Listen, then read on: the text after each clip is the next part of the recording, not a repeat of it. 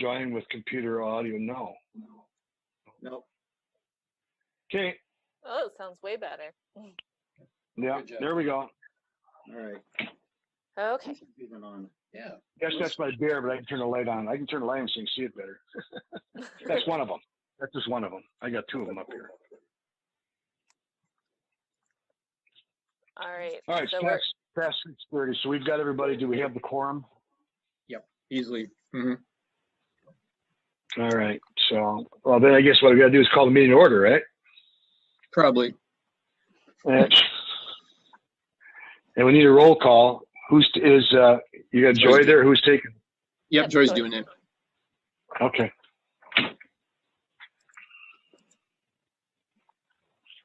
Joy, you're gonna have to unmute yourself. All right, for roll call, Severson, Here. Schnelly, Here. Marr's here. Yep, He was he's on muted. before. There we go. Dano, Here. Meyer, Here. Molzon, Here. Carpenter, Here. and Smithback. Here. Thank you. Oh, everyone's here. All right. Thank you. We got to do this election of a chair. So I guess at that point, open the motion or open up the meeting for motions for electing a chair. I'd like to nominate Greg Schnelly. Okay, we have one. That needs a second, doesn't it? I'll second. Okay, have a second. Do we have any other nominations? I'd move to close nominations and cast unanimous ballot. Greg Schnelly. Yeah, have a second. I'll second it. I shouldn't do that. My gosh, that's terrible. All in favor, say aye. Aye. Aye. Opposed, that motion carries. Thank you. Then we have to have a elected vice chair. Do we have a motion for electing or opening nominations for a vice chair, please? I move to nominate John Bino. I second it. We have a second. Are there any other nominations? Okay, we'll close the nominations. And we have all in favor of electing John Bino as vice chair. All in favor, say aye. Aye. Aye. Opposed? That motion carries. Thank you all. Okay, Thank you. moving on. We have approval of minutes of the March 5th meeting, 2020. Do we have a motion to approve? So moved. Second. We have a second.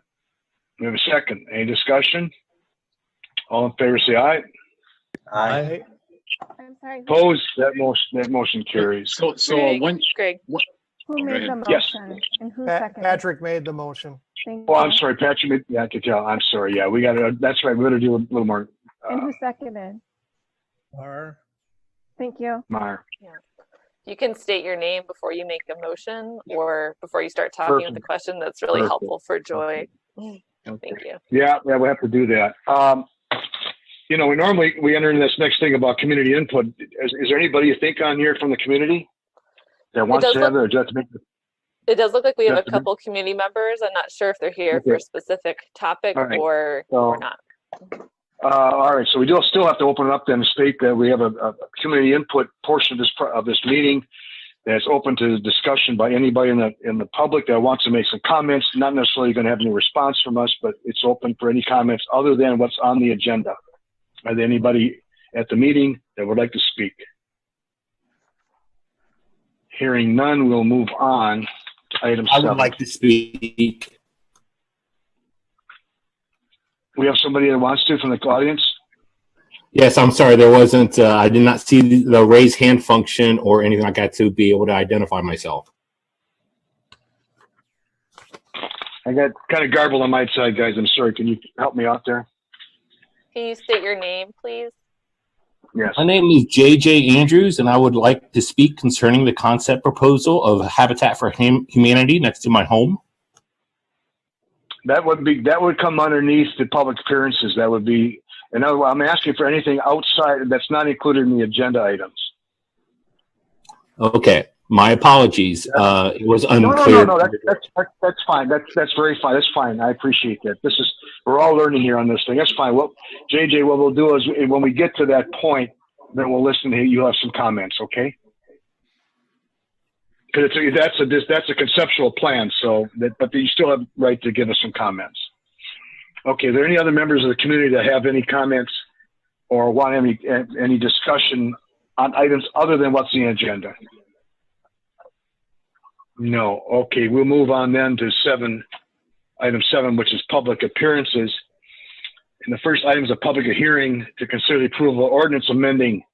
And we're going to go, this is chapter 17.105.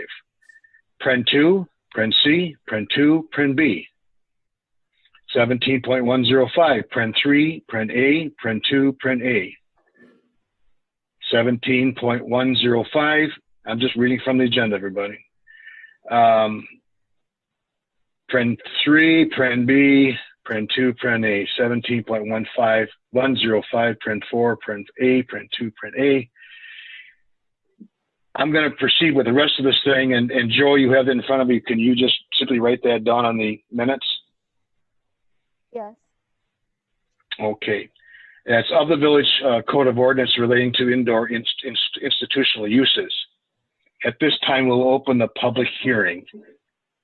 So we have staff comments first. All right, so this is next in our process of just going through our zoning code and looking at some different sections that need to be updated and sort of brought up to speed with current recommendations from attorney and what other communities are doing.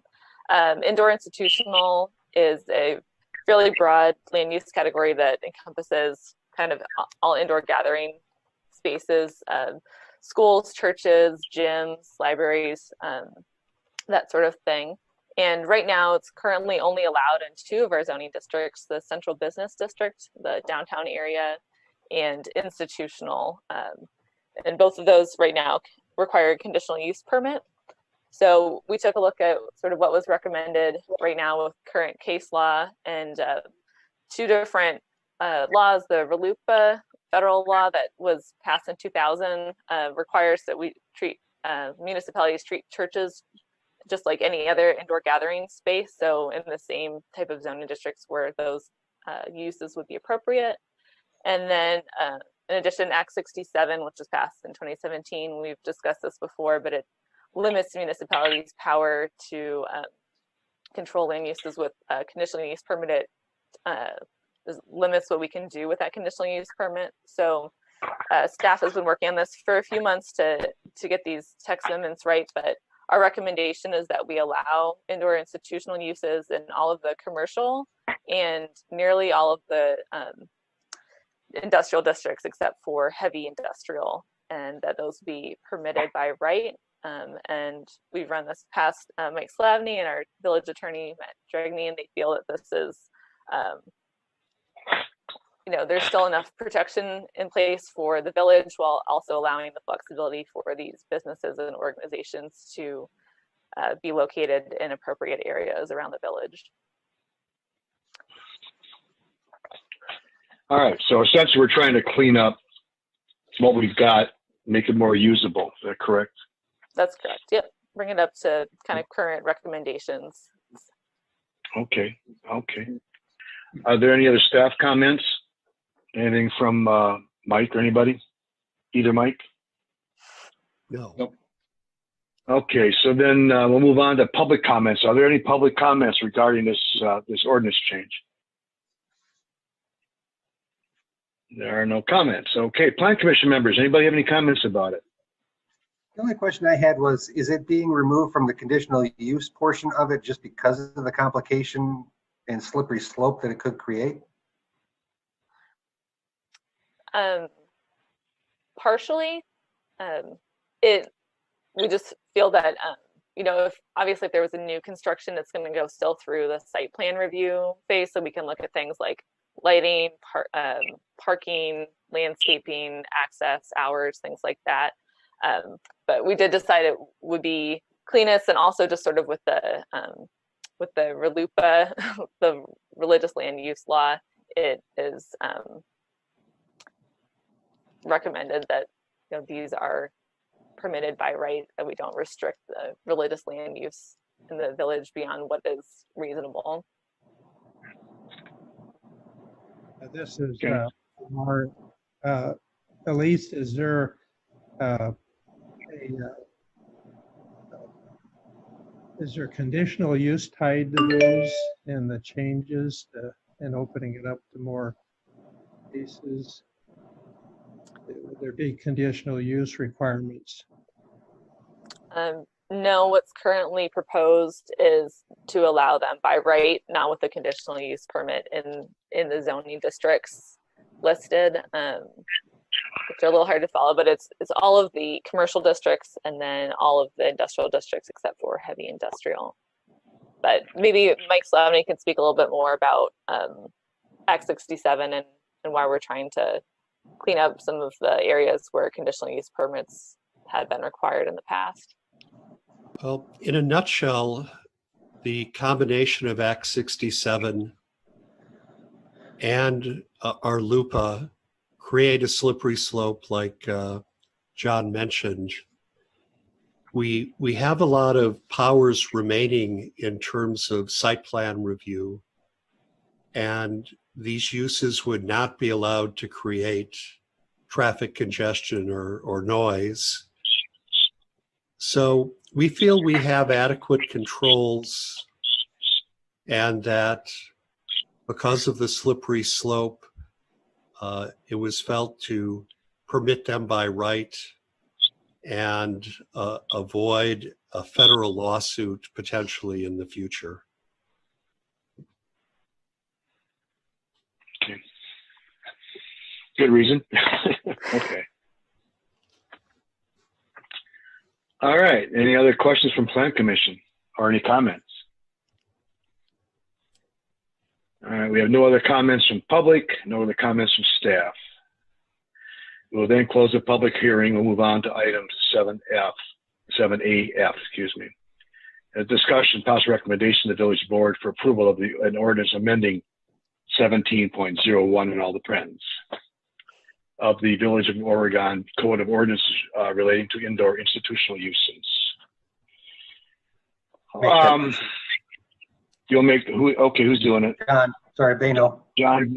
Okay, then we'll need somebody to have a second, please. This is Patrick. I'll second. Okay, Patrick will second. Thank you. Is there any discussion? All in favor say aye. Aye. Opposed? That motion carries. That worked very well. Thank you. Okay, so we're done with public appearances. No other public appearances I know of, correct? That's correct. Move on to 7B. 7B is a discussion of conceptual plan for 769 Janesville Street, Habitat for Humanity, Dane County. I've been outside mowing the lawn for a while, so I'm tired here. So. Okay, Elise, you want to take the lead on this or explain it to everybody a little more, or is there somebody else who wants to attack? I can start, and then we also have several members of Habitat staff also on the line, so they might want to share some more as well. That's fine. Okay. Okay. But this is a site that I happened to see on the market, has been on the market, I believe, since the summer of 2019. It's a 1.3 acre site right across from Wisco Industries on Janesville Street. It's currently zoned to single family. There are 2 homes on the property in addition to a number of outbuildings and some historic stone structures. This used to be the Hallelujah Bible Camp in Oregon, but none of these structures right now are listed on the state or National Register of Historic Places. I identified this site and thought that it might be a potential site for some small scale affordable housing, as we've been looking to do more affordable workforce housing within the village, and happened to be at a Habitat sort of lunch and learn late last fall, and spoke with Steve Hanrahan, who's on the phone tonight, but he's their COO, and shared some information about the site with him. We went out and walked the site, I believe, in January, and they did some initial research. I hadn't heard from them really for most of the spring. I think they were working with the landowner and doing some due diligence on their end to see if this would be feasible for them and trying to work on an offer for the site. So it wasn't until just the past few weeks that we heard that they were able to get an accepted offer on the site and are doing, their due diligence and wanted to meet with the community and the Planning Commission to hear some of their thoughts. What they're proposing right now is 5 duplex buildings, so a total of 10 units. They would be demolishing the smaller cottage on the site and leaving the larger home and reselling that either with or without some rehab. But it's currently not appropriate kind of space or size for the Habitat families that they work with. But just as a reminder to everybody, Habitat homes are a home ownership model. So these would be attainable homes for people that are typically, making more of a moderate income. Steve and other Habitat members can probably speak about the percentages and sort of where they aim, but these are families that they put a lot of sweat equity. They're required to do that, put that work into the house or help Habitat in other ways. And then they're offered a mortgage through Habitat that's affordable for them. So this would require both a comp plan amendment and a rezoning. Probably would require a plan development with or TR6 2-family zoning underlying. And there's definitely a lot of issues on this site. It's rather tight, so be interested to hear your conversation about the appropriate number of units and how much space should be between them for green space and backyards and all of that. But I think it has a lot of potential. It's a site that's kind of right on the edge of our single-family homes on Janesville Street and some multifamily homes directly to the east at the Woodland Village Apartments. So if there were to be a small scale duplex development like this in a existing neighborhood, I believe this site is a good site for that, just because it is already a transition site between single family and multifamily. Right now it's a 2-family parcel, so this would be increasing the density on the site, but making use of an underutilized site within the village that's accessible to jobs and parks and schools. Mm-hmm. Kind of a side note, it doesn't really matter, but I shouldn't say it doesn't matter, but I noticed that there's some ornamental stonework on the site. Is that correct? Yep, that's one of the relics from the Bible camp. So there's some picnic tables and an archway and a cairn and some other relics. And I believe I forwarded an email from Village Board member Randy Glish to you all, and he just wants to make sure that we are able to preserve and tell the story of the camp if this project does move forward. Thank you.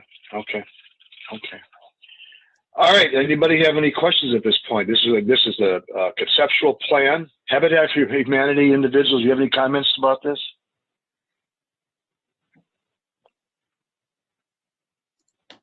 Good evening. My name is Steve Hanrahan. I'm the Chief Operating Officer with Habitat for Humanity of Dane County. I can give you a little background. We're actually here tonight to hear what your concerns might be.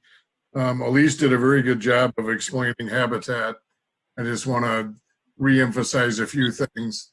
We're exclusively in the home ownership spectrum of the housing area. We do not build rentals. We do not build multi-tenant apartment buildings. We build homes for our families, and we sell them the home, and they pay a mortgage for however long it takes to satisfy the extent of that transaction, the mortgage. We actually had our beginnings down in the Brooklyn, Oregon area, and there's many folks in the community of Oregon that have helped us in the past, and many are still helping us. Elise alerted us to the potential here, as she mentioned in January. It took us a while to get some of our ducks in a row, and we started talking with the homeowner and the seller probably in the March timeframe. And then, of course, everyone knows what happened then, and things got a little more difficult simply because of the virus. What we have is an accepted offer with 90 days contingency to do our due diligence and the ability to get out of that offer at any time for any reason.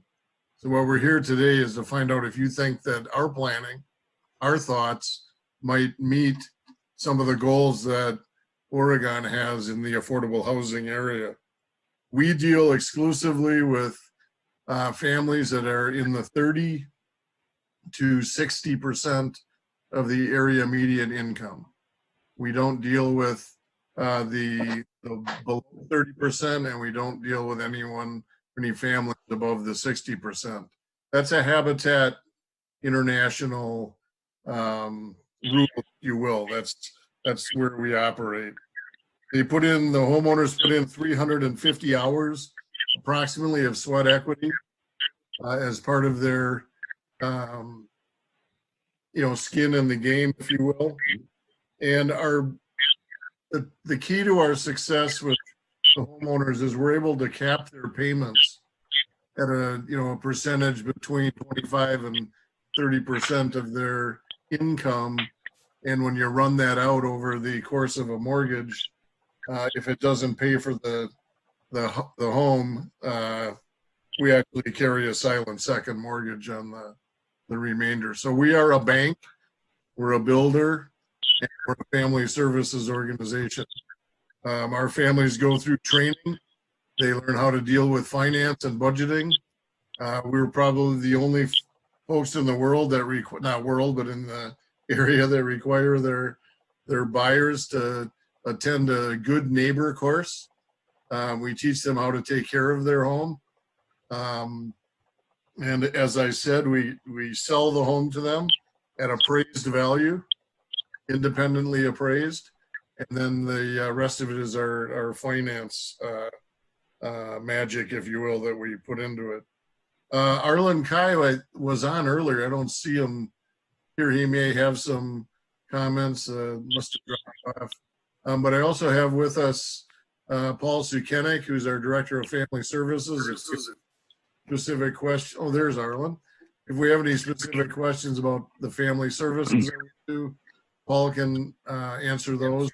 And when we get to the specifics about the concept plan, I'd like to turn it over to Gary Blazek from Veerbicker, because he can answer the specific detailed questions that I'd probably not have the correct answers for you.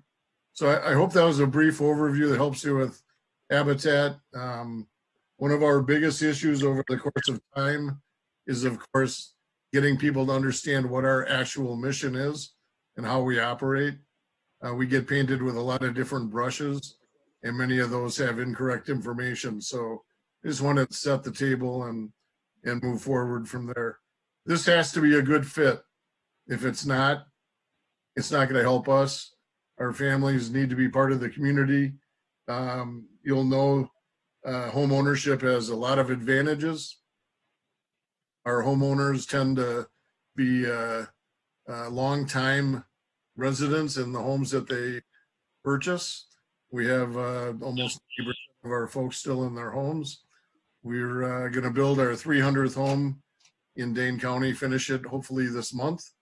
We were going to have a big celebration, but of course we can't do that because of all the restrictions. But we're pretty proud of that, and we've been around for 30 years.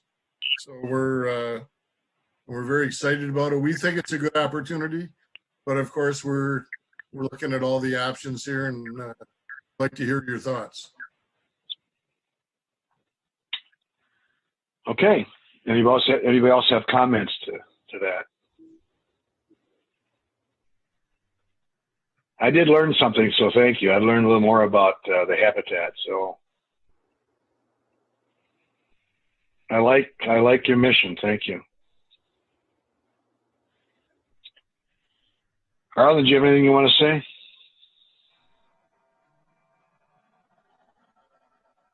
If I can get the microphone to work here, yes. It's working. Mine didn't work. Yours is working. Mine's working now. I think this is a win-win situation for the village, keeping significant house in the corner and taking advantage of the site that's there, and hope to be able to incorporate as many of the stone pieces as possible. No, nothing has been set yet. Nothing has been set in stone. Okay. All right. So- Everybody seems to be somewhat in favor of this, and I just, I want to hear again from our resident, JJ, I believe his name was, that is a neighbor or something, has some comments. JJ, you still there?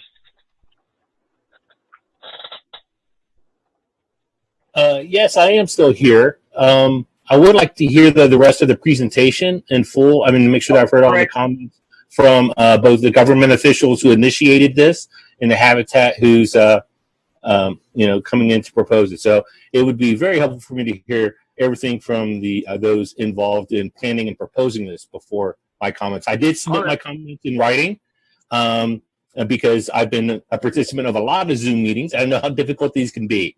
So I emailed out my written comments, and more than anything, I just want to make sure all planning commission members received them, and I can answer any questions.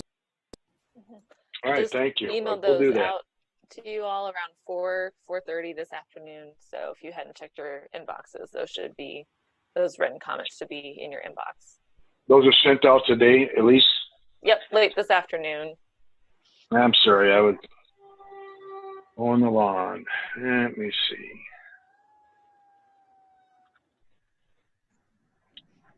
Elise, this is Patrick. I did receive those, but I did not receive the letter from Randy Glish. Was that sent out?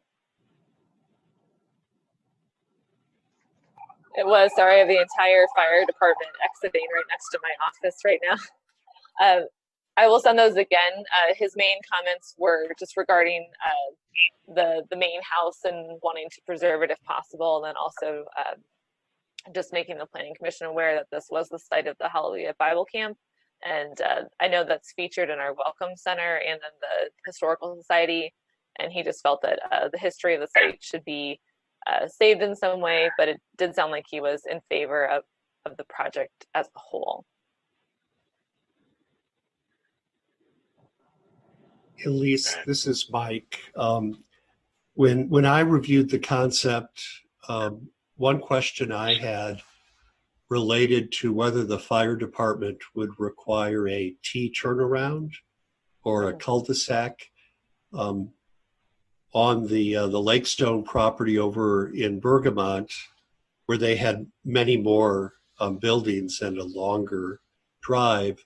The fire department did require a T turnaround, and I believe you told me that they'd gotten back to you at the fire department. I think Arlen and Steve, you spoke with Chief Linsmeyer, correct, about this concept? Yes, I had, this is Arlen Kai. I had met with the chief, and due to the small size of the site, that he felt that there could be parking on the street and be going the 150 feet to the back of the site and service the back of the site. He also wanted to have the street on the site to be 26 feet wide, which would allow them to enter the site if they so desired. So those are the two elements that they were discussing.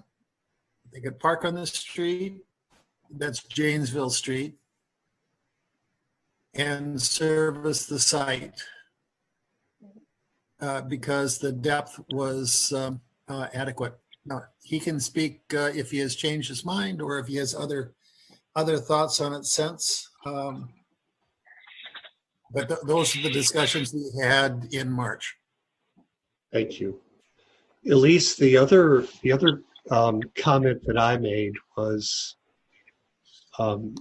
duplexes now tend to generate more school kids than even single family homes.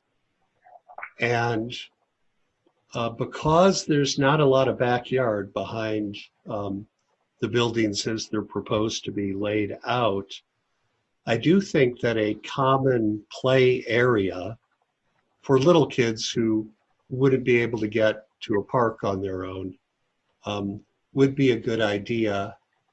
And I guess I'd like to pass that comment along to Habitat. Sort of a tot lot space. Well, you know, maybe not the same quality of equipment that the village would provide in one of its playgrounds, but, you know, something that could accommodate 6 to 8 kids and keep them busy. I think would be a good amenity for this project if it goes forward. The Mike, other I know- thing, I'm sorry, the other thing I want to mention is that this project would require an amendment to the comprehensive plan and a zoning map amendment. And if the clock started ticking right now, that would mean the earliest this project could receive final approval would be at the August Plan Commission meeting. And typical timing would be that at that time,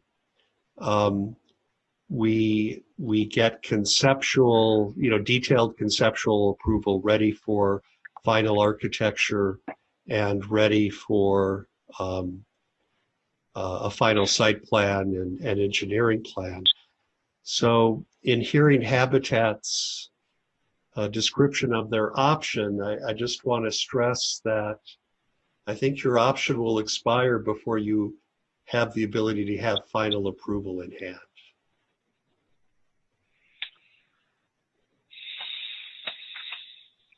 I appreciate your comments, and we're not opposed to going and begging for a little more time if we need it.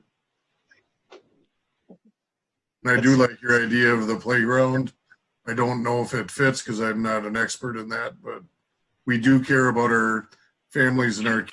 I think that resonates quite well with us. Paul, if I could call on you just for a second, would you give the folks a little idea of the size of our families and what you're thinking in the duplex world? I don't see you anymore, but I think you're still there. Yeah, I'm still here, Steve. Okay, there you are. Good evening, everyone. I'm Paul Skinnick. So I am the Family Services Director, as Steve had mentioned. So our average family size in a Habitat household is 4.5. Our houses that we construct today, whether they're duplexes or single family, are usually expandable from 2 to 4 bedrooms and 1 to 2 bathrooms. So with that number, 4.5, obviously, yes, many of our families do have children of varying age. These are workforce type housing. These families are all, you know, from phlebotomist to janitorial to, you know, just about anything you think of, mechanic. So there's quite a diversity in our families. We've had this, the concept here is that these would be a condominium association in here with these duplexes. So the association, you know, the families will be paying dues to maintain and plow the roadway. And obviously if there's a playground fit in, that would be awesome. And that would be the association responsibility for maintenance of that playground equipment as well. And so the exterior of the dwellings would be an association responsibility? We haven't finalized that piece of it, you know, the association responsibility versus a homeowner responsibility. The largest one that we've been involved in was a large neighborhood revitalization project rehabilitation on the south side of Madison. Those were apartment style condominiums for the most part. And so yes, the exterior on those was the association's responsibility. Some of our other projects involve zero lot line duplexes and or townhomes where the homeowner is responsible for that. Ideally, to keep their dues affordable, with their financial education and preparing for the type of work that needs to be done on a property, the homeowner could likely be responsible for the exterior as well as the interior, and with regulations built into that association that they can't go out and change their siding to something pink and loud and anything like that. Thank you. I have a question for either Jeff or Gary Lazlik, but is this site large enough to require stormwater management? We didn't see that on the plans, so just curious. Okay. Yeah. Yeah, I mean, it would be a redevelopment site, and yes, they would have to comply with the stormwater requirements. So we'd have to look at that a little further based off of kind of their impervious area. But let's see, Gary would probably look at that. And maybe you have a better idea on that, Gary. Yeah, this is Gary. We haven't gone into a lot of detail yet on that, but if we need to do that, we could try and be creative and find areas where we would be able to put in what we need to put in. Yeah. We would work with staff and figure out what we have to do there.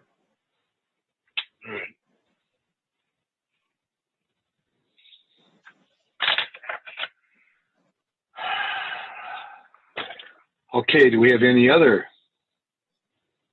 Anybody from the Plan Commission have questions about this? This is I want to make. Yeah. Go ahead. I'm sorry.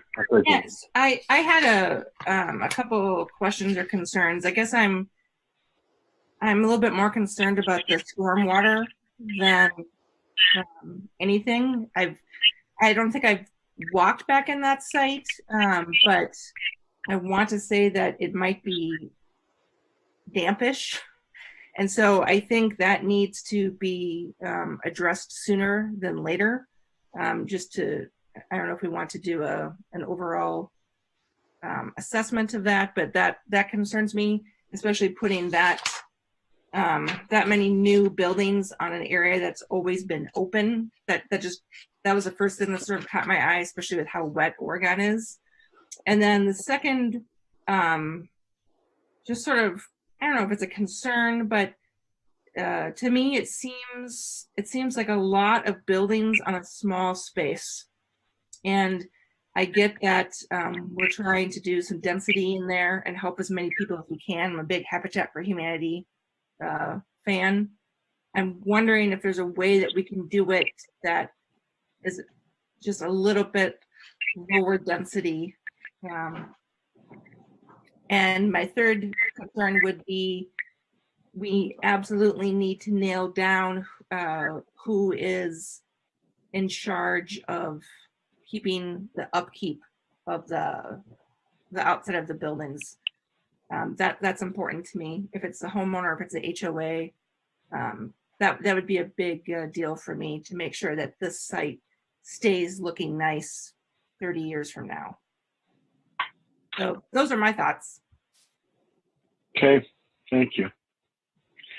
You know what, Jeannie, when you made that comment, or the comments, excuse me, my wife and I were driving around a little bit yesterday, and we've gone through there's some new developments out north of Oregon, near the new school, as well as other developments that I've looked at on the other side of 14 in the city of Fitchburg. And those are some very close homes. And they're rear action, or they're rear loaded, I guess is what you call them. Alley. Mm-hmm. So I look at this, and in reality, these are duplexes. Maybe I'm looking at it wrong. I'm not overly concerned about that when I look at this. Again, if you have some small kind of playground, which if we had a cul-de-sac there, I think there might be an option there. Without obviously looking at is it whether or not we have a stormwater issue we have to deal with. So you're right. I think that property does kind of drop off away from Janesville Street, if I'm not mistaken. When I looked at it, I just glanced at it. So I personally, I don't know if I have a real issue at all with the number of dwellings on there. From the standpoint, they're only duplexes. So just my thoughts. Greg, I'd be in And I don't know agreement about with you on Here, you are, John? No, go ahead. Whoever was talking. I think that's Larry. First impression of this is good, and a lot of good questions have arisen here, and those that Jeannie brings up are critical ones. But if we can get around those and maybe some other questions that will come up satisfactorily, I think this is a win-win-win situation for first for the seller to be able to market this kind of an unusual property, and it's been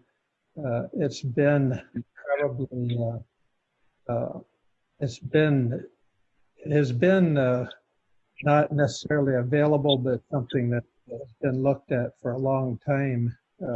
In my experience with trying to find spaces for commercial development, and this one has always come up before we've got into more recent years where we've expanded our options. But it's a winner for for Habitat or a buyer, and I think that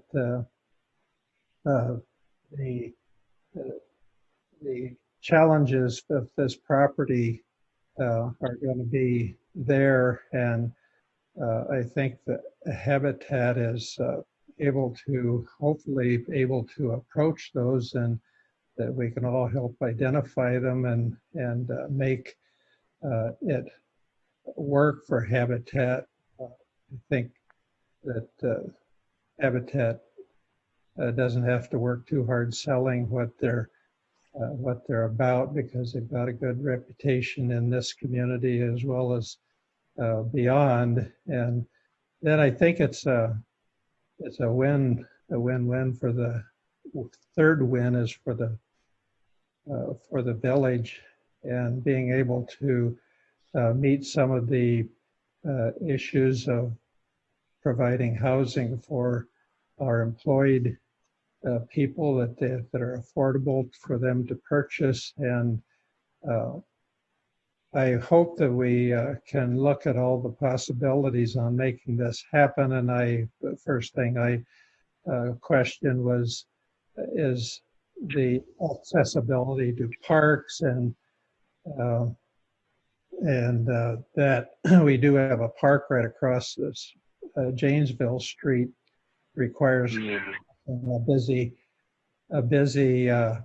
street or highway in Janesville Street, and probably would have some effect on how we manage corners to make it easy to get across to go to school and go to parks, but also to make it desirable to get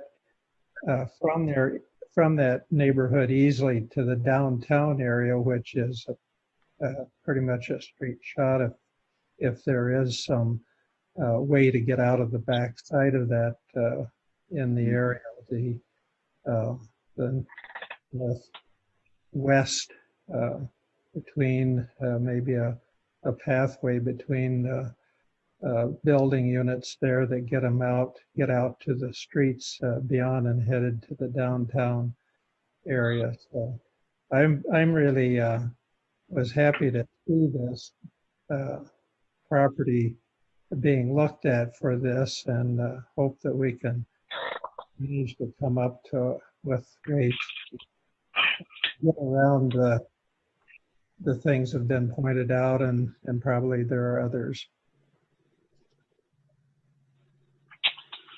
All right. Greg, I'm in agreement with you. I think that the density isn't too high. And I was going to mention the exact same thing that you did, and that is the new subdivisions that are going in up in Fitchburg. Those homes are incredibly close together. And yes, they're usually typical single family. Yes.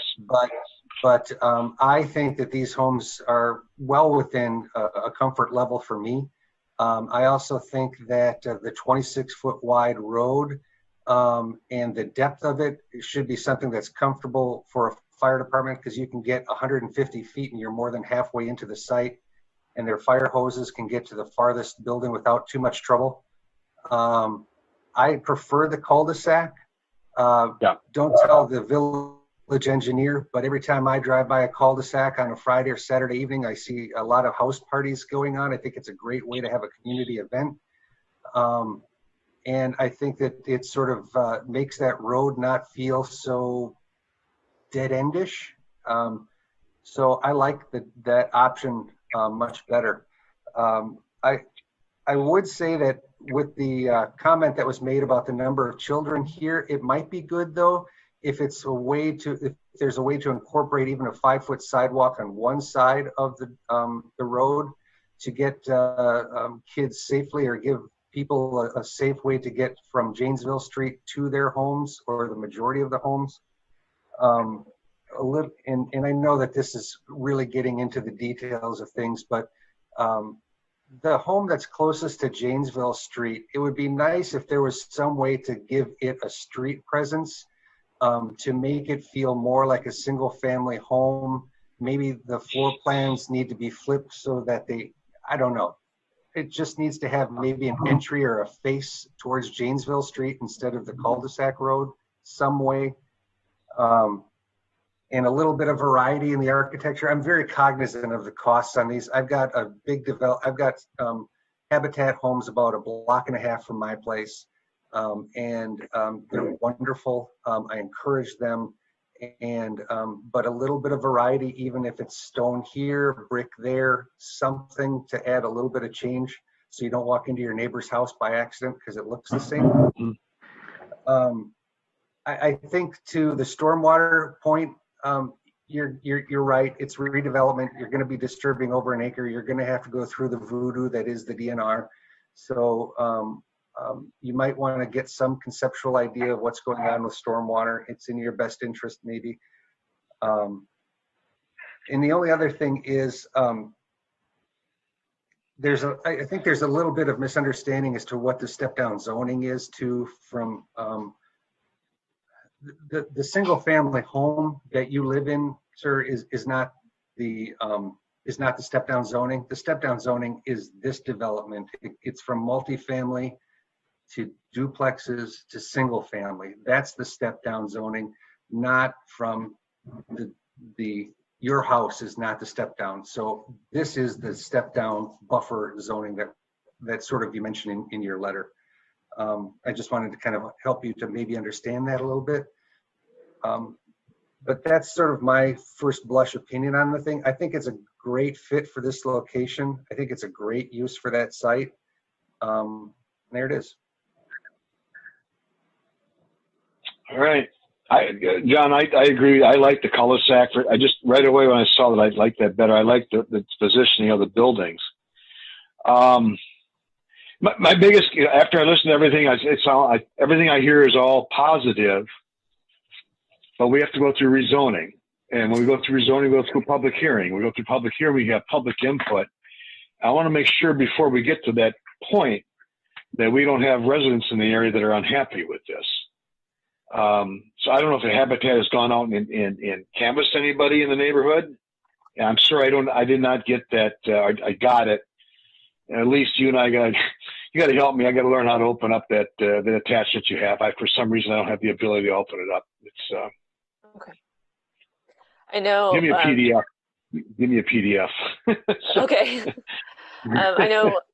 Maybe Steve, you can speak to this, but you did send out either letters or did some door hangers with some information about Habitat and information about at least this meeting and maybe our village board meeting coming up in a few weeks. Yes, I personally went down on Monday and walked the neighborhood. It's a little difficult right now to be knocking on doors and trying to talk with people. So I wasn't actively trying to engage in any conversations. And I only saw one person. I explained what we were doing and gave out the flyer. I had major difficulties in the rest of the structures around this property because they're all 8-unit kind of structures and all locked from the outside, and I didn't have any way of distributing any flyers. So it's primarily the residents in Janesville Street. I'm more concerned about the single resident areas, the apartment complex.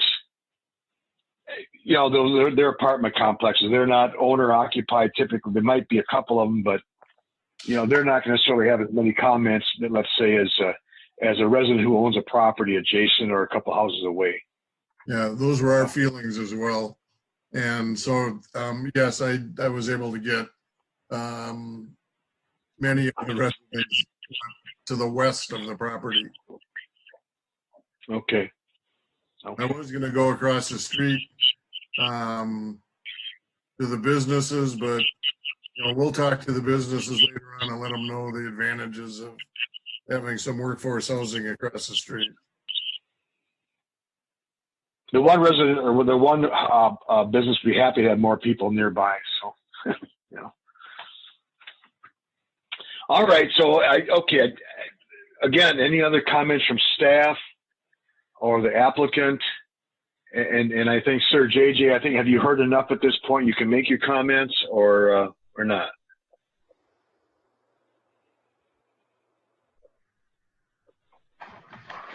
The key is raised his hand. JJ, you can unmute yourself if you like. I'll try to get to you here. Yeah. I would say that based upon the comments I've heard from village officials and from the organizers, I stand by everything I put in my letter. And it's disappointing that there hasn't been any genuine conversation with the single family homeowners. I'm actually right there. You're going to put 3 duplexes, you know, right on my property, so close to my property that you guys have already identified that their backyards are too small for their own kids to play in. And that's how close it's going to be to my house. And the other thing is, you know, and so you are treating my property as the transition zone, because that property, my understanding, zone single family, you could put between 5 to 6 homes on it as it is. I know right now there's only 2 homes on it. It's 1.3 acres in the village. But you could put 5 5 to 6, 5 new homes, and then keep that existing one on there on that property, and that changes it.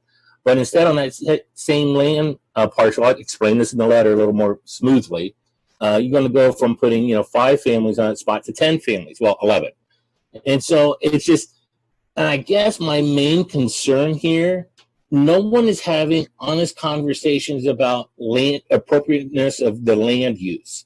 And the comp plan does not identify that parcel, that area, as being a multi-family. It is same thing in current zoning. And yes, those backyards are very wet. And the people in the duplexes behind me, they have a hard time keeping their basements dry. So I guess everyone's getting so hung up on, hey, let's get affordable housing in here and make ourselves look good, which I support affordable housing. I make that clear. But we got to have some honest conversations about that plot of land and the impact on the very busy Janesville Street where no one actually drives 25 miles an hour, and having 10 families coming out of that new access point directly across from Wisco Industries, and then, of course, directly next to my driveway. So I guess that's where I'm disappointed. I don't feel like there's any real conversations about is that appropriate, land use to that spot, other than everyone seems all to go for it. And so those are just my comments, and I will watch to see where this.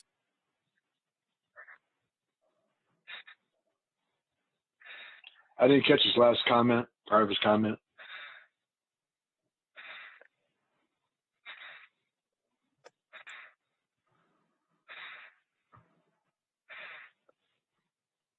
I'm sorry. I'm sorry. I did not have any additional comments. I'm finished. Thank you. Well, no, but thank you for your input. That's again, that's one of the important things we want to do. Yes, it does sound like we all are in favor of it to a certain extent. Yes, we need to take a look at it. Yes, there's other things that have to be considered. I don't know if I necessarily agree with the fact that you're in a transition. I think at least if I'm not mistaken, we're going from multi-family through essentially a duplex to a single residence. That's the transition you're talking about, correct? Correct. Yes. All right. So, talking to Habitat, are these structures in your mind, are they going to have basements under them? We're getting into the more specifics, but I guess I have to ask the question. Yes, we certainly would plan on having basements. Okay. Before we leave the neighbor, would it be possible to share his letter with us, or is that just for the city or the village? Yes, no, I will share that with you. I just received it this afternoon. Okay. Because what we need to look at all the issues and then get back to you with what our, answers are to the concerns. Okay. And if we could get those in a list, I understand and appreciate certainly when changes are made in a neighborhood that they can be certainly impact the feelings of the folks there. But this happens in a sales environment where we really can't go out and have 3 months worth of meetings, before we make an offer. So this is appropriate right now to hear what the neighbors have to say. And if the village can help solicit some more input, that would only help us. And we'll do what we can to participate. And hopefully can answer any questions that come up.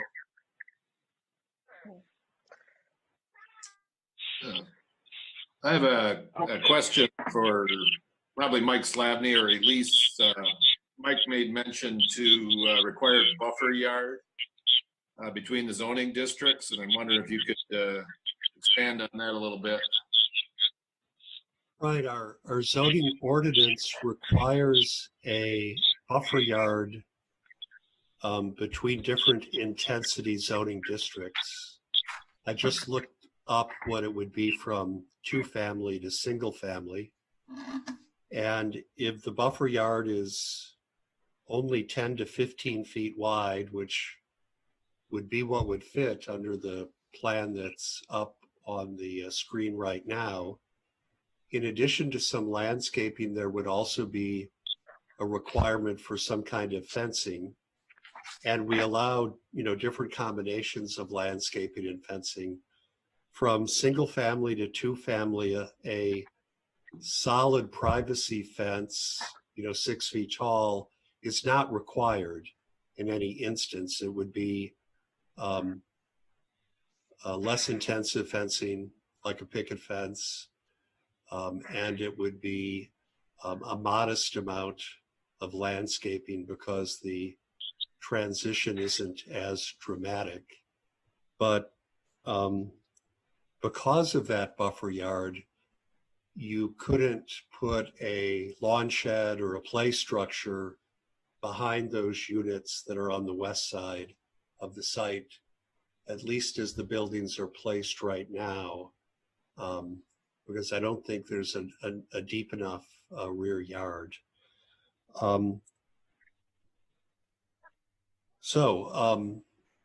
It is required, and it is not going to be intense enough to create a complete separation from the back of the 2-family units to the home to the west.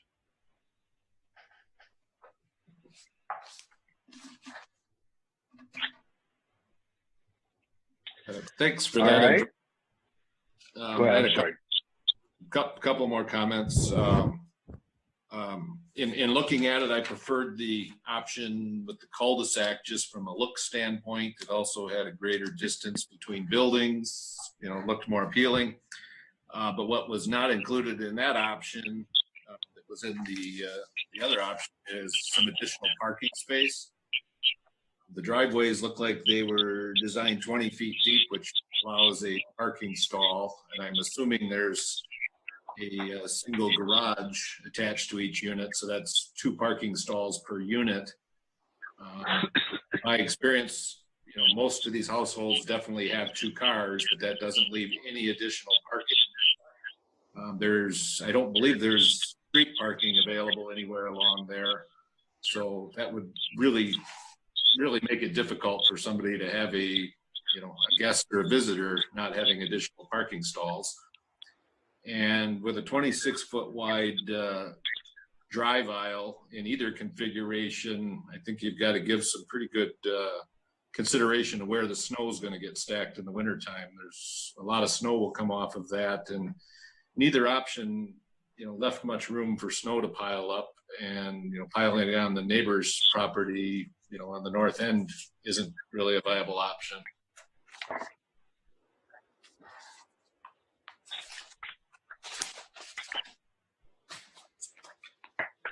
This is Patrick. I'd like to follow up on Scott's comments. The density for me, well, I first of all, I do like the approach. I do like the land use, the idea of the project. I'm a little concerned about the density, and I guess my question for Habitat is it desired that you have all of the units look alike or have the same plan, or is it possible to take one unit and instead of being a duplex, be a single family? I'm a little concerned because with an average household of 4.5, we're looking at between 20 and 30 kids. I don't see a lot of area for them to play. Yes, there is a park, but it's across a major street. So I'm just wondering if again, you would be open to looking at maybe a single family unit and 9 families total rather than 10.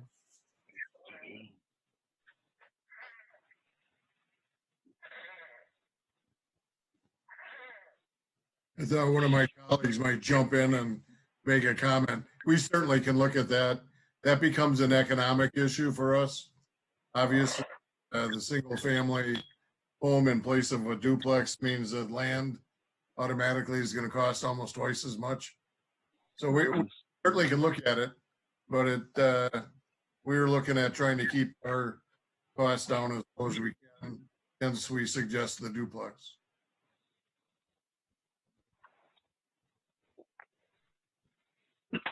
This is Paul Sukenik. I did have one question based on some of the comments I was hearing from the committee about possibly turning the end unit closest to Janesville Street to kind of break things up. So I just wanted to clarify if the committee's saying that they would be open to an additional access point for that, just for that duplex unit from Janesville Street. Paul, this is Mike Slavny. I didn't really hear it that way. What I heard was keep the driveway internally connected to the common drive, but have the front of the unit face Janesville Street. So or give some appearance give some kind of appearance of a unit facing Janesville Street. I don't know how you do that. I wouldn't think you'd rotate it 90 degrees to face Janesville Street necessarily. No, at least that's not the way I took it. So. You'd put the front door and a porch facing Janesville Street. Right. Thanks for the clarification. This is Adam Baldwin. I'm the construction director for Habitat for Humanity, and that was how I took it. We have a good amount of experience with having similar floor plans and varying the exterior.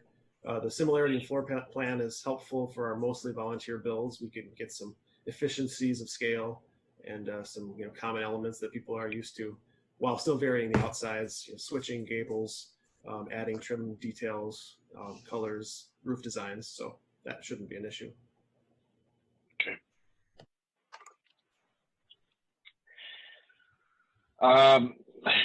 I guess we need to have some kind of a, we've been talking about this, quite frankly, for almost an hour.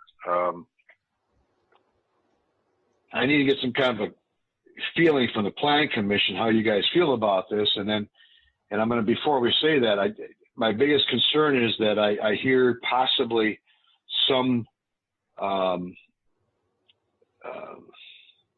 feedback from the community or the local people that they may not like this, and that I want to make sure before we go ahead and give some kind of a yeah, that looks good and all that kind of thing, that we are confident that we can satisfy the concerns of the community that's adjacent to this area.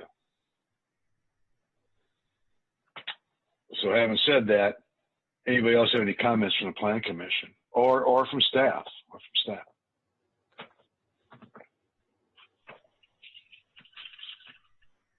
I'm sitting here by myself. You guys always talk. Well, Steve and Habitat, I guess, I know there are some that are, very concerned with keeping that larger house, but did you look at demolishing that as well, and perhaps maybe having more of the duplexes on the east side of the site to allow a bit more space between that single family home? Did that end up not working out either physically or financially for your model?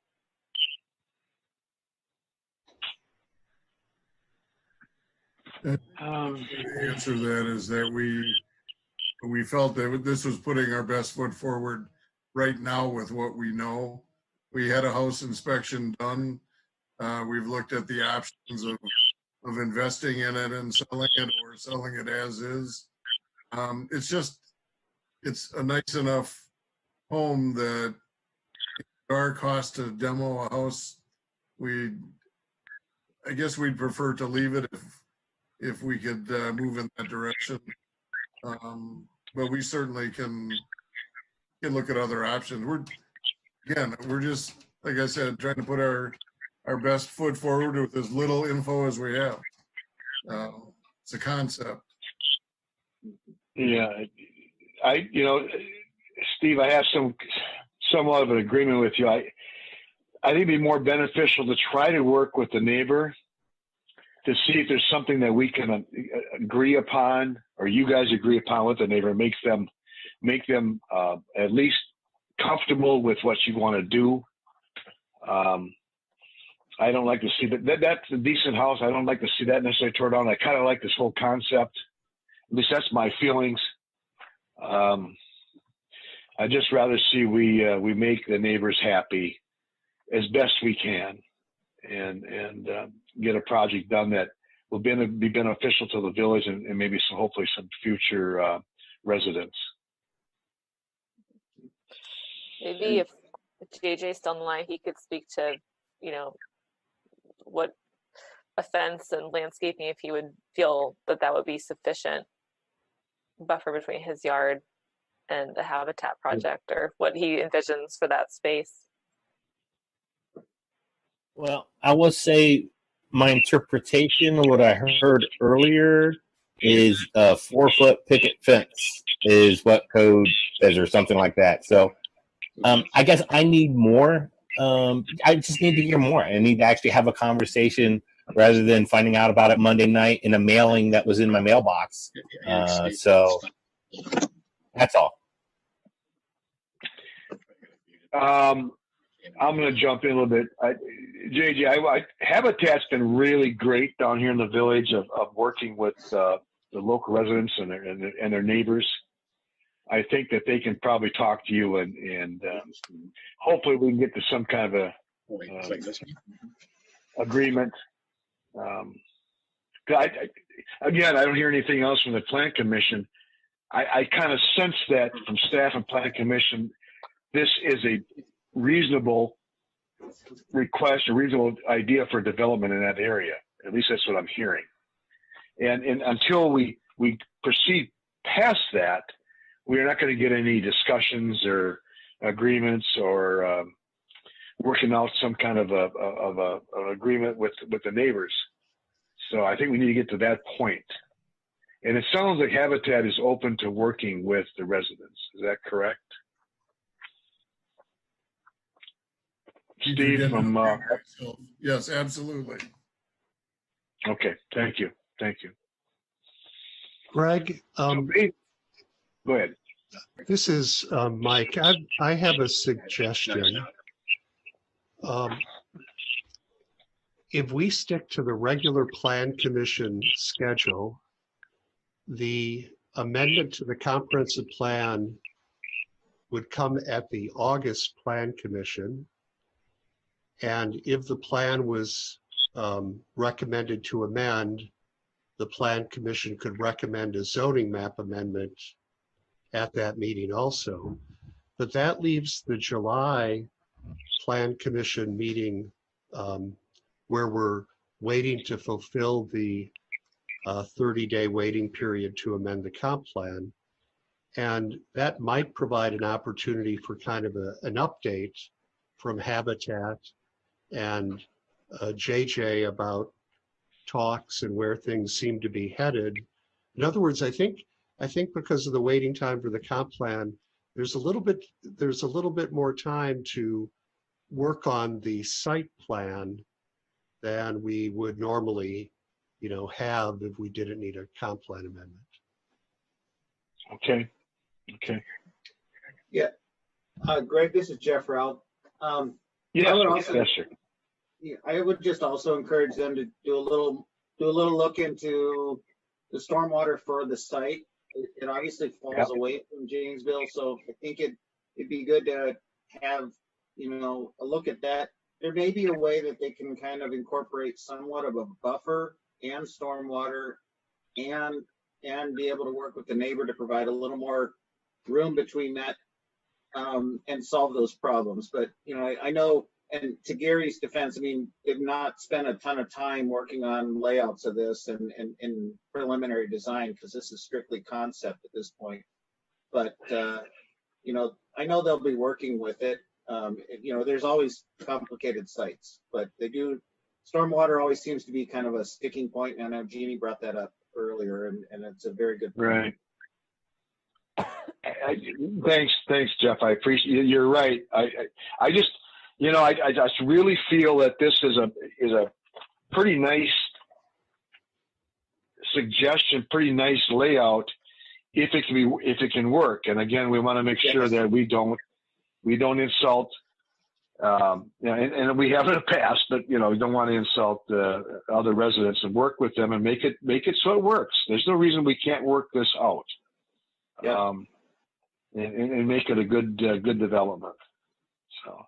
And the thing I like about it is we're not dropping a bunch of duplexes. We're dropping owner-occupied duplexes in there, or owner-occupied condos, if you want to call them that, what we call lately. So, there's skin in the game by the owners, and that makes a difference.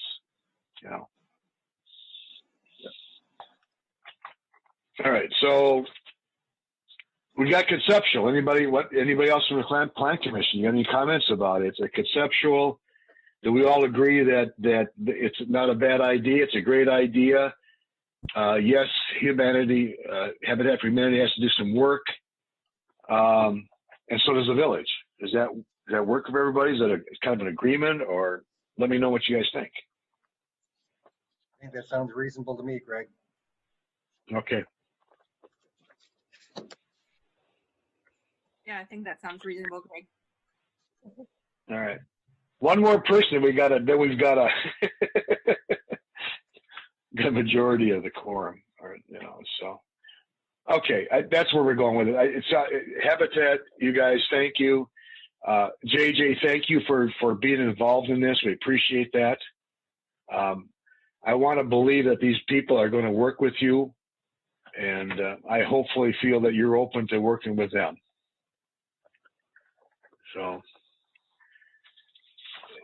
unless somebody tells me differently, are we all in agreement that the concept is probably pretty good?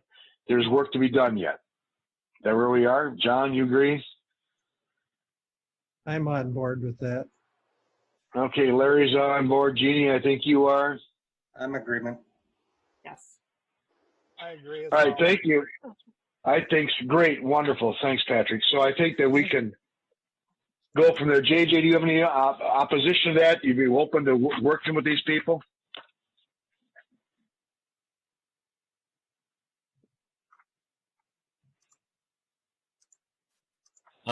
I've made all my comments so far, so we'll just see where we go from here. I'm sorry, I didn't get you into it. He said that he had made all of his comments at this point. And I will think about creative ways, in addition, alongside what Habitat has done, to try to reach out to some of these other neighbors. And it's hard right now without having to just be able to do a neighborhood meeting, but we'll try to make sure that everyone is involved and engaged in the.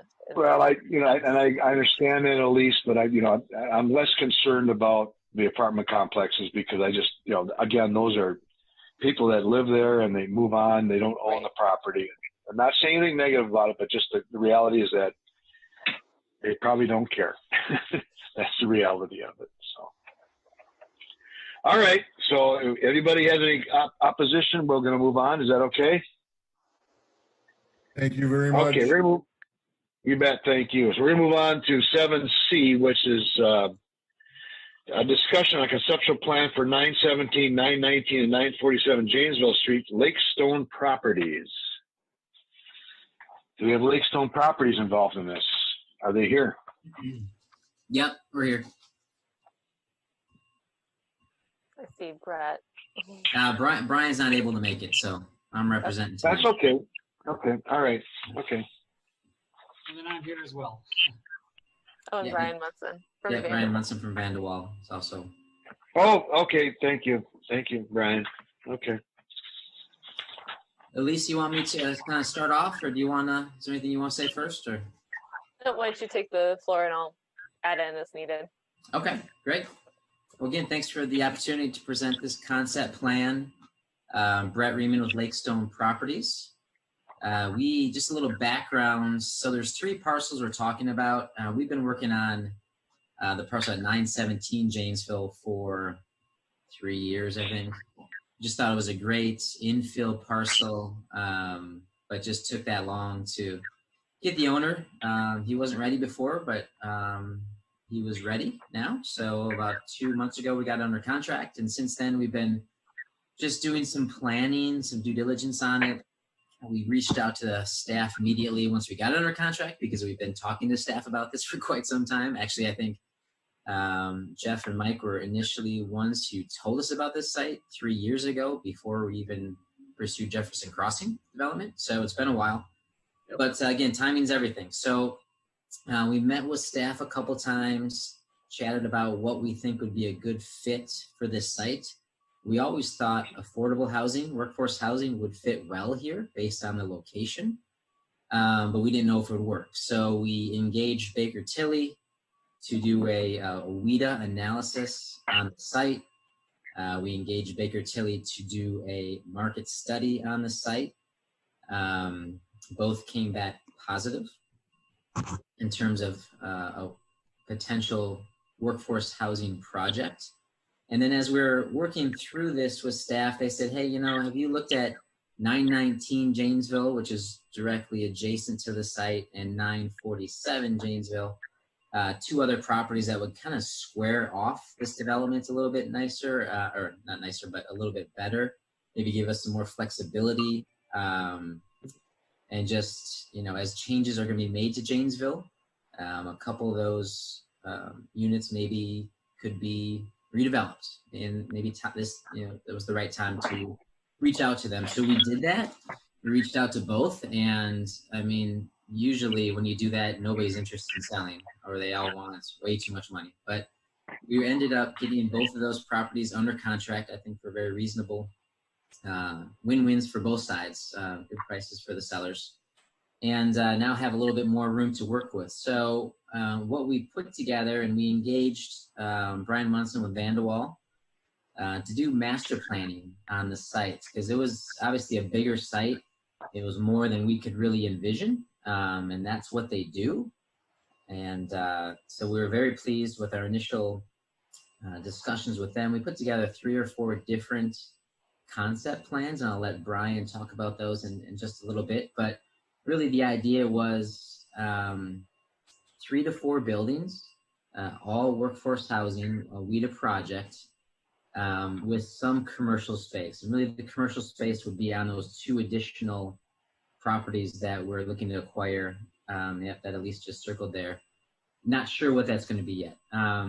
Could be a restaurant, could be a small little retail strip, could be, I think, another concept on your head, a gas station, could be a bank. We don't know, but we just feel that long term, it would be nice to redevelop that piece once the right user comes along.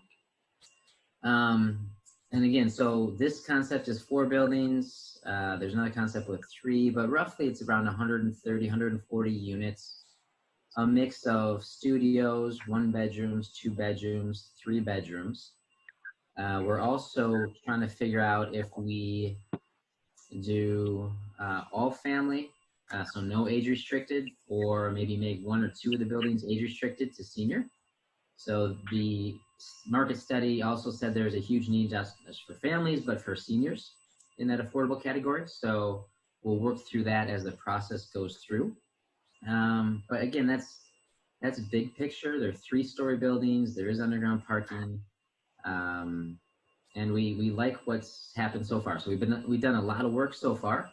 We've had a wetland delineation. Like I said, we hired Vanderwall. We are meeting next week with Newman to work on soil testing. So a lot of stuff's going into it before we got to this meeting, but we'd love to hear about what Planning Commission says. But I think before we do that, maybe I'll turn it over to Brian with Vanderwall, and he can really go into the details of what they put together and why. Yeah. If that makes sense. Well, thanks, Brett. You tackled a lot of it, but I think just kind of step back to how we approached the site. The first was just to really kind of see what would fit in terms of the character that's around it. That's why you see 3-story buildings. We tried to break them down into smaller scale buildings or distribute them around the site in different ways. We also looked at kind of a unit distribution on the site. So some of the, building number 1 in this concept would be a 30-unit building because perhaps it may have more 2-bedroom or 3-bedroom units. It would be roughly the same size as building number 2, which would be a 36-unit and would trend closer to 1 and 2-bedroom units. So looking internally to the buildings, to the lot mix, the unit mix within each building, but then also trying to coordinate landscaping and buffering around the buildings to give ample space both for residents for outdoor enjoyment as well as transitioning to the adjoining properties. Integrating transportation through the site. In this case, what we're looking at is a drive that would go all the way through the site from Perry Parkway down to Janesville. We felt it was really important to try to explore if it's possible to get a secondary entrance, both for fire access as well as just residents coming and going to distribute around and not have just the one entrance. From a parking sense, we designed it with 1 stall underground and then approximately 0.75 stalls on the surface so that there would be ample parking to serve the mix of 1, 2, and 3-bedroom units. We've also integrated stormwater management. So this is just kind of a concept level, but right now setting aside approximately 8% of the site. We're optimistic. There's going to be some grading on the site, but we're hoping that we'll be able to pitch all of it to the north into 1 facility to treat and release before the wetland boundary. But again, the goal was just to try to see what would fit from a standpoint of character and what's around it, and then develop a plan that would accommodate that mix of units. The first plan that's up right now, of course, is the 4-building configuration with a smaller commercial site. As Brett mentioned, the second plan in your packet was looking at, what if scenarios. So in this case, a C-store potentially with a car wash. And so trying to just anticipate, what would that need? Again, these are just kind of quick studies to understand different formats and for the depth of the lot, for transitions and buffers, and then just building configurations. But we wanted to bring that to the Planning Commission tonight to get your feedback and initial thoughts so that as we move further into the process and begin to actually look at the architecture of the buildings and more details on the site plan, we can try to put best foot forward and really deliver a product that is a great fit for the site. And Greg, I have just a process comment. All 3 of these concept plans that we're looking at tonight at Planning Commission would require a comp plan amendment and rezoning. So this is currently, the comp plan is neighborhood office or planned office and zoned as neighborhood office, but it is surrounded by a lot of multifamily housing. So this would, if this development would go forward, that'd be the planned development with a MR8 underlying. Okay. Okay. So hoping that a lot of these comp plan amendments might line up if the projects move forward. All right. Planning Commission members, you guys have any comments about this? I have some initial thoughts. I'm waiting for anybody else to say something. So. All right, I'll start off. I have a question. Elise, you Go ahead, mentioned Patrick. three concepts. I'm only seeing two. I have a concept C and a concept D. Oh, yeah. I'm sorry. I meant Habitat for Humanity, Lakestone, and the Oregon Parks, the 3 agenda items. But overall, this will also require a comp plan amendment and a rezoning. All of it will. Yeah, all of it will. Okay. Right. Okay. Patrick, did you have a preference when you look at these? This is a property that's not utilized right now, and it's an interesting concepts here. So. Yeah, did you have any thoughts about it? I really like the project. I like the idea. Initially when I looked at it, I liked concept D a little bit more, but I think it really depends on the commercial use and what happens there. Yeah. I'm a little concerned about the outlet onto Janesville, what's going to happen there with the traffic lights in terms of traffic flow. And then the other concern I had is I like the idea of underground parking. I'm just looking at some of the elevations and wondering how realistic that is adjacent to the wetland. Well, I understand that. With today's technology for building projects, I'm not so concerned about that. Years ago, I remember helping a contractor build a structure in the middle of a river. So, it can be done. I guess I'll chime in. Yeah. I think that both options are viable. I will say that I don't think in option D, a convenience store is a very good use with one curb cut. Generally, you want to have at least 2 ways in and out, just if nothing else, because of the high traffic and because of deliveries and access and yada, yada, yada. So for that reason, probably not a good use. I understand it's conceptual, but you may want, if you do go that route, you may want to think about having another route out of that project. In both projects, though, I guess my question is, in building 1 seems to be a fairly good distance from the shared parking area. And while I like the amenity space behind the clubhouse, I'd like to see maybe another way to rethink maybe moving building 1, I'm going to call it south, down on the plan, to more into where that amenity space is, and put the amenity space on the north side of that building, so that the parking lot is closer to building 1. I'd also like to maybe take another a look at, do we need all of the parking? I know that we have on past projects maybe taken a look at do we really need to have 0.75 parking stalls, or can we go down from that? So that's something that I would be open to considering on a development like this. I guess, do you know about, well, you don't, it's conceptual, the commercial site on option C, about what size of those are you looking at? Do you know? Or what, they're 0.2, I mean, each one is like 0.3 acres right now, those 2. So they probably have to grow a little bit. It's about a 50,000 square foot site is what we thought we would need for even for a restaurant, single story, restaurants, as casual drive through. So yeah, that site that's kind of circled there is around 50,000 square feet. Okay.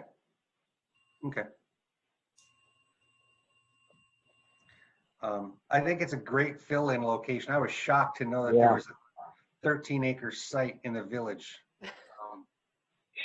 I think it makes perfect sense to have multifamily housing in between multifamily housing. I don't think that it's an issue for zoning or anything like that, in my opinion. I know there's some challenges as far as the contours of the property, but then again, I think we can work with that, so shouldn't be a problem. There's a hill in the middle of it, so.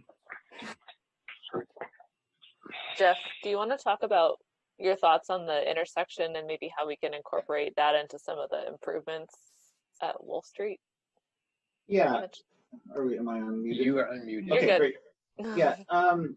Yeah, we've been working with Brett and Lakestone and Brian just in kind of as they kind of put some of these concepts together, knowing that, you know, the access to this is going to be a little challenging. You know, I think the idea of coming in at Wolf Street where there's already an signalized intersection is probably the best alternative for the main entrance there.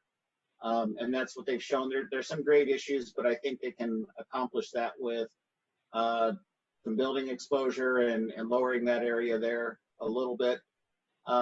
We'd have to work with Dane County because that's a Dane County highway right now and still will be Dane County for a couple of years. It depends on how far the jurisdiction changes. One of the things that we asked right from the get-go from them was the connection back to Perry Parkway. And they've been doing a nice job in making sure we felt that was a very important part of this, not forcing everybody in and out of one location, especially with, you know, how busy this area and this corner gets, especially in the mornings. But I think, you know, having the entrance there, if you scroll down a little bit, Elise, the entrance, you know, for the commercial site, you know, we already have Quick Trip and Pizza Hut and, you know, that type of thing. That it seems to still work pretty well there. Now, keep in mind, we are going to have a signalized intersection just to the east of this in about 2 or 3 months, and that will be huge. So, you know, they're going to have to do that. I would recommend you at least be looking at, you know, Brian, in this situation, it's normal to have some sort of traffic analysis, just because I know that'll be a concern by some individuals. But I know we did it for Lakestone and for Jefferson Crossing, and that has proven right on the nose as far as we have not had problems, and so that was really good to see. But those would be my comments from there.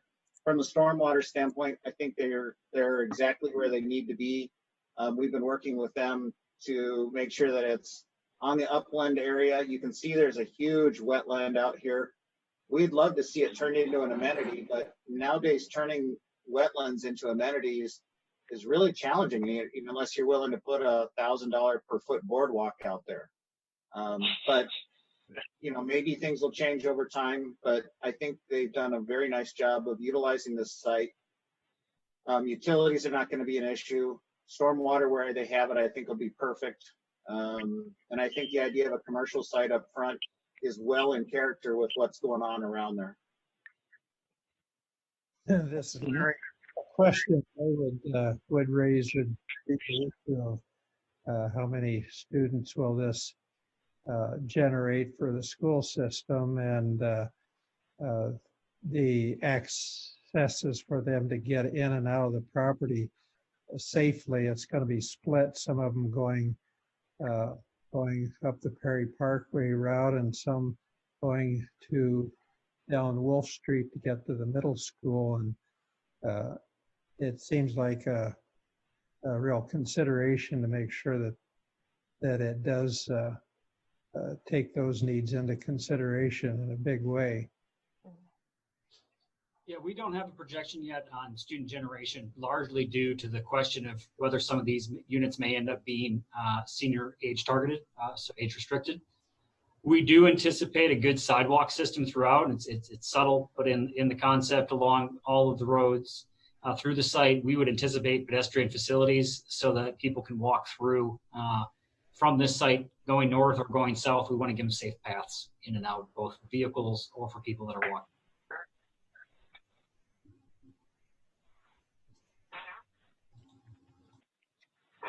All right. Any other comments? Anybody? I like both. Actually, kind of. I was more inclined toward D as in Delta, I think, but after hearing what John was saying, all of a sudden I got to change my mind a little bit. So we'll see. Anybody else? Yeah, I like both plans. It's a project that's large enough in unit count that it has some nice amenities in there as well. The traffic flow all the way through the property and out to Prairie Parkway is very important. I think that solves a lot of problems. I'm not worried about the traffic counts that the residential portion of this would generate at the Wolf Street intersection. I would be extremely concerned with a convenience store as in option D. I think the traffic in that situation would be problematic. So I would like to see commercial uses that are considerably less traffic than a convenience store, gas station type combination. But all in all, I really like either option, and I think they would work well. All right. Anybody else? Is my audio working? I just have to ask because I'm having trouble on my end. Yes, we can hear you. Okay, so on the convenience store issue, it just seems like there's a lot of other lighter commercial uses that would be a better fit for that area. But overall, I agree with the other comments. I mean, I think an underutilized site. This is really a lot of nice thought process has gone into this, and I like it. Good. Thank you.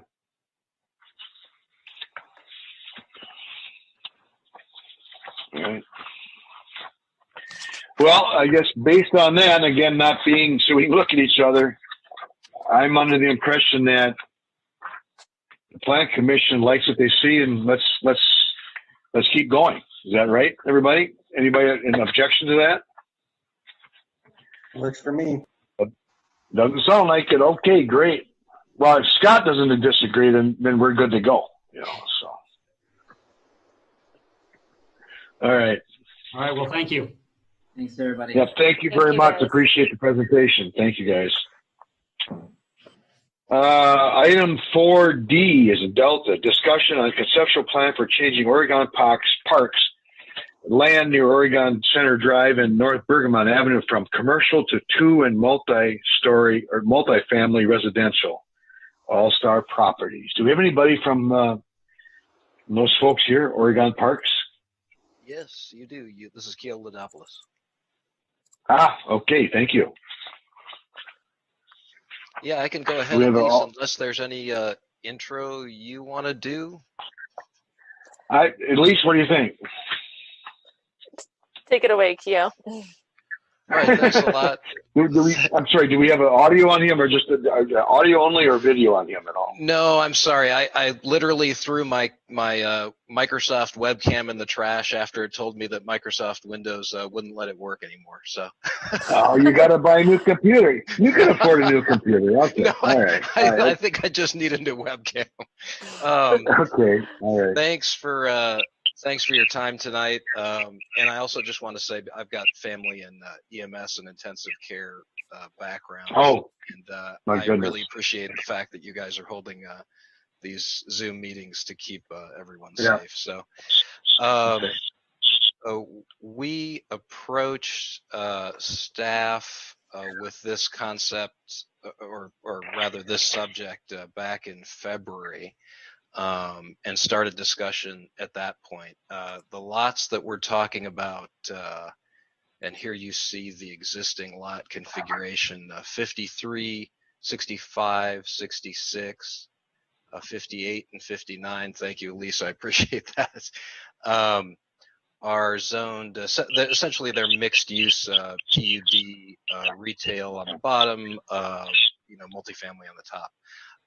We, for a long, many years now, it took about 16 years for the commercial on a CC to sell out and or sell through rather, and we don't see the retail environment. Well, I don't see it anywhere in Dane County because we have other retail space and lots, and we don't see that either being marketable particularly or economically viable or on the upswing. And I meant that before. Obviously, we're talking about the COVID situation, which will hopefully go away at some point here. In addition, we've got the subdivision coming in to the west, which connects over there on Oregon Parks Avenue, and has residential use, if I remember correctly, right there adjacent to the 253. So what we're proposing to do with those 5 lots is a configuration where we change them to a mix of multifamily uses. So all the way on the west there on the left of your map, we have 2 standard duplex lots that open up onto Oregon Parks Avenue. We get rid of the parking bump out there that was intended for commercial and just let them have driveways onto Oregon Parks, essentially replace terrace and sidewalk there, and reduce the right-of-way, which was excessive right-of-way in this configuration, I think was a concern of Jeff at Public Works. And so we remove some of the parking that was intended for all that retail space. So that goes from PUD to 2 duplex lots. To the south, we get a standard commercial lot adjacent to the Beehive complex, which is further to the south. And to the west of that in the new subdivision is mostly a retention pond, if I remember correctly, whereas to the west of duplex lot 1 is a single family, if I remember. So I think they'll probably be happy to see that change. Is that right, Elise? Did I? I believe so. That's where it is, right, Jeff? The pond that's backs up onto Beehive. Yeah, that is correct. Okay, so that is the configuration for that lot. In that sort of island in the middle, we discussed converting it to duplexes. And initially, when we came to staff, we didn't have the alley that you see running through the middle, and they were more sort of standard sized duplex lots with more standard setbacks, except for the 2 bottom ones where it starts to get narrower. And then we would have needed a variance for those 2 just to reduce the setbacks a bit. But staff mentioned, and we agreed, that both from a traffic standpoint and frankly from an aesthetic standpoint, turning those into PUD duplex lots with an alley, a private alley running down the back, where all of the parking garages face the alley, and what faces the street are the fronts, slash sides of the duplexes. So it kind of hides garages, which, I wish I had a bigger garage, but they're,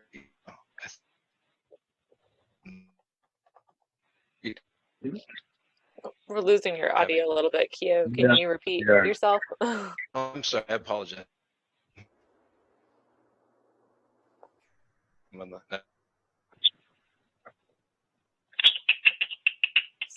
Still a little hard to hear. I don't know if you're walking around there.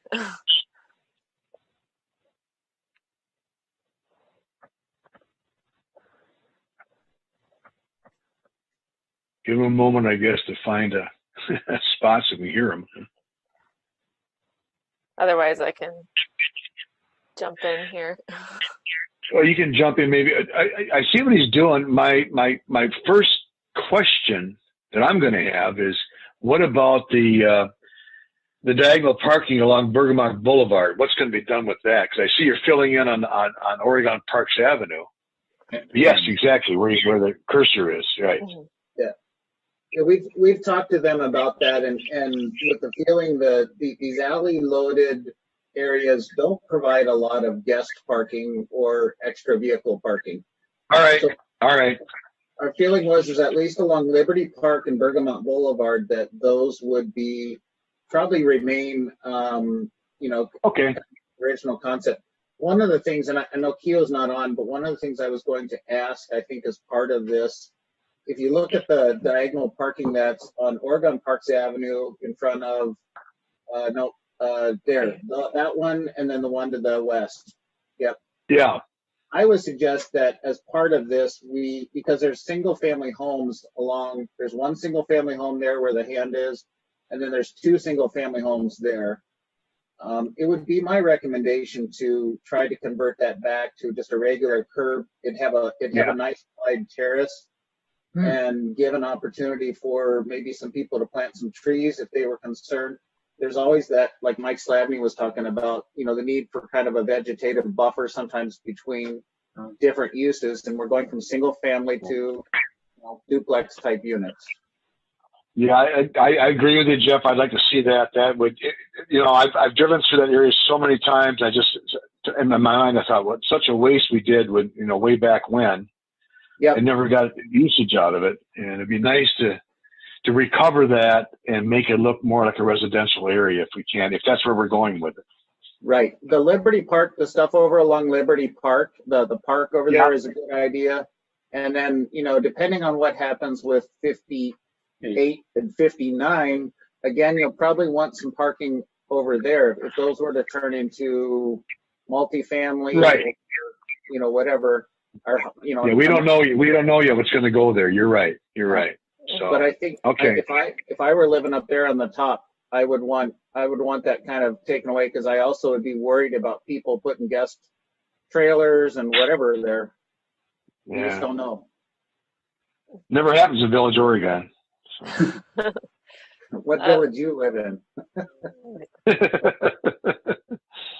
I'm not sure. I live in a part of the village where they keep on changing the signs of what the hell's going to happen the next day. Oh my God, Jeff, you're lucky we're on video. You're never going to live that down. I'm going to ask him to put extra oil right in front of your driveway. I no doubt you're going to. Just so we get that on my new Suburban. Thank you very much. Okay. I'm not sure if Keo's phone is working again, but just to finish what he was describing, 58 and 59, there's a previous GDP which approved 2 multifamily buildings in the past, and Mike could probably speak more about this, but it had commercial on the first floor and then residential above. I think they were 3-story buildings, and what they're proposing here is kind of more standard MR8 multifamily zoning for 2 residential buildings, but no commercial on the first floor. They would be all residential with underground parking, probably similar in scale to Jefferson Crossings, but those would all be market rate units, and I believe they would be rentals, but they don't have a specific plan for that in mind, and I don't know if they determined if they'd like to develop there or have somebody else do that development. But that's the I was going to say, I was involved. A lot of us were involved in this thing when this first was developed and first, planned, and nothing's happened as far as the commercial development of the area, and I'm not so sure any thought that it ever will happen. So, yeah, I have to agree with him. It's time to move on and get these areas developed. And I did make it back in. I apologize for that dropout. My internet. Oh, that's all right. Good. Thank you. That's all right. So you haven't heard what we're talking about. You haven't heard what we said about you. Okay, fine. No, you're safe. You're completely safe, except for the recording. Do you want me to pick up where I left? I'm flying blind, but do you want me to pick up where I left off, or where are we at? Well, at least fill us in quite a bit on Okay. the duplex Thank you. areas, and yeah, and I, this is Greg. My question was about the angle parking on Bergamot Boulevard, and after she explained to me, I went, it makes sense to leave it the way it is. That does make sense. And then to fill in visitor parking, right, visitor exactly, et cetera. Mhm. Yeah. and you've got some. I'm sorry, Lisa, go ahead if you were saying something. Oh, I was just gonna let Keo know Jeff's suggestion of possibly removing this angled parking on the north side of Oregon Parks Avenue and making that terrace wider, possibly doing some landscaping and provide more of that buffer between those single family homes, since we are transitioning to more intense use with the duplexes there, and would prevent those spots from getting filled up with guest parking or trailers or RVs from folks in the. Oh yeah. When we did change that over, we left it in place. So yeah, we're certainly open to that if that's what plan and board end up wanting. Yeah. Let's see. How do people feel? Since I missed any discussion on that, how do people feel about the alley versus the non-alley option? I like the alley option from a traffic and aesthetic standpoint. It does require us to have those lots be PUD because we have tighter, a tighter configuration for the duplexes in there. I'm not worried about a building footprint not fitting, but it's just that we're not going to have the same setbacks that we would get in TR6. Well, this is Greg. I'll chime in first. I have no objection to that. I think it looks fine. Lately we've seen a lot of that in Fitchburg, and I kind of like the way it looks and how it works. So I have no problem with it. So anybody else can make a comment if they'd like. This is Larry. I liked the idea and how those work, and we saw some of that on our tour last spring in Sun Prairie, and it relieves a lot of the mess that has to be that goes with garbage retention and everything. If you can do that in an alleyway and keep the rest of your square footage for outdoor lawn and a much more usable place space. Okay. Well, if that's favorable to folks, then let's make that the plan. Unless someone else has anything to add about the alleys. Anybody else in plan? This is John. John. Okay, John. I like the way that you borrowed the additional space from those parking stalls along Oregon Parks Avenue and Oregon Center Drive to add some dimension to the lots. I do not have a problem with the alleyway. I'm concerned about lots 8, 9, 10, and 11 being really small. Yeah. I take a look at lots 1 and 2, and you say that they're typical duplex lots, and then you go to then you look at the other lots, and they look like they're getting really small. I don't know if that is possible and how big of a footprint you could even get on 10 and 11. Because it's a street on 2 sides, you got setback on 2 sides. So I guess that's my only comment in that portion. I do think that looking at lots 1, 2, and 3, lot 3, how wide is that lot? It looks awful skinny, and I think about if I'm trying to put a commercial building on that with our zoning requirements where parking has to either be alongside a building or behind a building,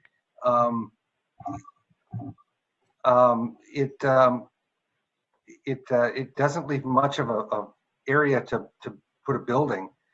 So I wonder about the width of that lot. Right, it's about 90 foot. Okay, and a double loaded parking is 60. So I don't know a commercial building, if you want to run it side by side, that's going to be 30 feet wide. And if you want to put it behind the building, then you've got a 60-foot wide building. So you might want to rethink some of those dimensions on that. In 58 and 59, I have no problem with, going to multifamily on those. Yeah. I think that that's a reasonable thing. And like Greg said, when we did this originally, the mixed use and everybody is, that's tried to do that has not been successful with trying to lease out the commercial space. So I get why you're trying to do this, and it makes sense. One issue on lot 3, I hear what you're saying, and we had kind of gone back and forth about whether we wanted to make that a duplex lot as well. In other words, configure 3 lots on there and maybe have a shared driveway in there or what have you. That is one of the reasons that it remained commercial, or the reason that we have that idea, is just as really the likeliest buyer for that would be Beehive having an expansion area. Right. And they expressed some interest in it, not because they had definite plans, just because it was adjacent to them.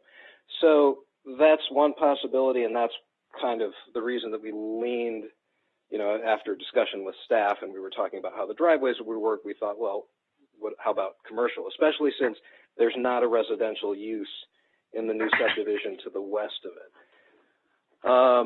So that was part of the thinking there. Lots, the bottom duplex lots in that island, I guess we could call it, the former 65, but now they're 8, 9, 10, 11. Those ones are about, so the smallest of those lots are about 8,000 square feet as opposed to the 11,600 for the standard TR6 lot. With the alley and the, building over presumed garages and so forth, you could still end up with some pretty sizable, some decent square footage. I mean, those would obviously be on the smaller side of duplex, for the duplexes, and, 2-story, whatever it is that would fit there.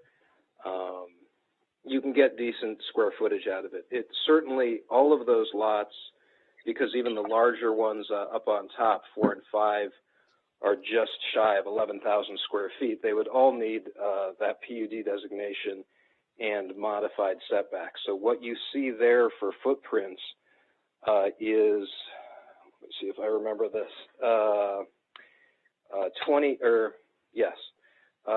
20-foot front yard setbacks, 18-foot backyards instead of 20, 20-foot front yards instead of 30, and 10-foot side yards. So they would need that modification in addition to the lower square footage. If you kind of combine those and reduce the number of lots, you end up with, kind of a long, skinny configuration that I'm not sure actually nets you a whole lot of improvement, once it gets down to actually putting the buildings on there. Lots 58 and 59, I just wanted to add, we talked about this with staff and then again with Elise. The existing, there's a GDP there and no SIP because, of course, there was no specific building plan. It was just kind of an envelope, some parameters for a building to fit in. And I think those are maybe in the packet as well. Elise, I can't unfortunately see your screen right now, but they're not, but I'll pull them up here. Okay. Well, I don't know that we need to get into that level of detail, but just so we're talking about the GDP that was approved for those lots, what we were envisioning, and I think it would be a good starting place for any buyer as well, was to essentially have it be the same. I mean, these still are PUD lots. Have it be the same GDP with the removal of the, like Greg was talking about, the removal of the retail square footage. So okay. Same number of units, but the units would now be able to be bigger. Each one of those lots was allocated for 26 units, underground parking, and a 3-story building. And so what we were envisioning was we would keep that GDP the same, but remove the ground floor retail requirement and essentially allow those 26 units per lot to expand in size to take up that space. We would still maintain underground parking, utilize the bump out parking that's there. It allows for adequate parking numbers while still maintaining kind of a maximum of green space with the underground parking. We don't want to increase the paving. So the thought there was to just leave it all the same, literally the GDP that's there, you know, as much as possible. Yeah. And just remove the retail requirement, remove the retail component. So we'd have, you know, more dense multifamily on those 2 lots, and then essentially duplexes everywhere else. If folks are amenable to that. Yeah. Just a little housekeeping. You know, right now the screen we're looking at disagrees with the printout we have. 59 and 58 are reversed on the hard copy that I have in my hands. So just yeah, maybe they're flipped around, Greg. I'm sorry. Yeah, now that's correct. Same as far as I could tell. I think they're identical. Yeah. Ultimately, the requirements or the what's permitted is identical between the two. 20. Well, I have to agree. Yeah, I have to agree that the square footage is different, and when you have the other screen you showed with the actual footprint of the building, that's correct. Now that's 58. Okay, so just clean it up, you know. So obviously, we'll need that. So here's an opportunity to do that too. Yeah. Okay. And then, of course, a buyer would have to come in and go through the SIP process anyway. So it's not that they would build precisely this.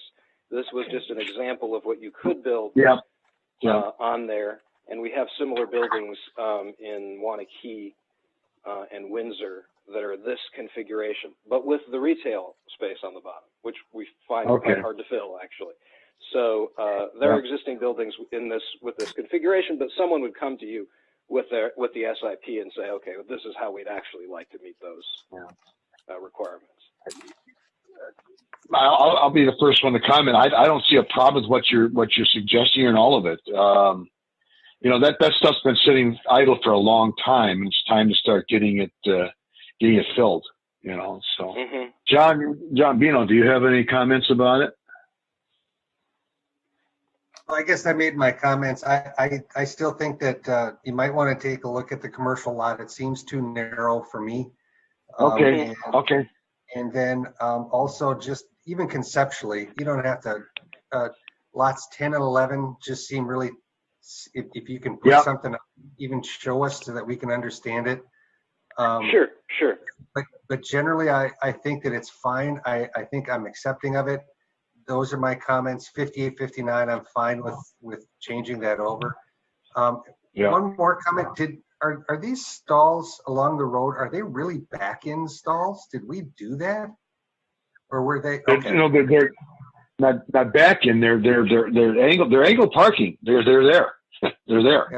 Yeah, right now, right. I understand that, Greg, but right now the way that they're drawn is they're like in front of the library in Fitchburg where they're back-in stalls. Yeah, no, this was well before back installs were. I'm sorry, you're right. I never thought about. Sorry to interrupt, John. Yeah, my God, you're right.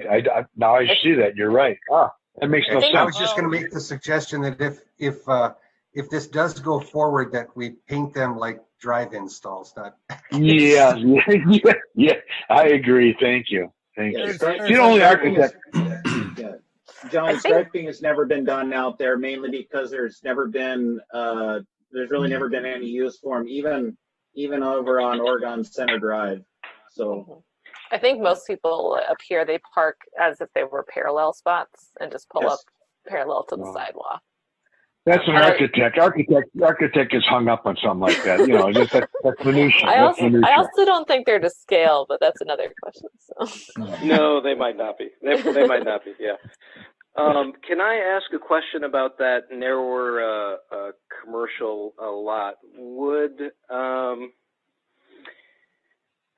would you be amenable to that also being a duplex lot or something like that? In other words, could we get rid of the commercial use to the north of there altogether, and that would be okay?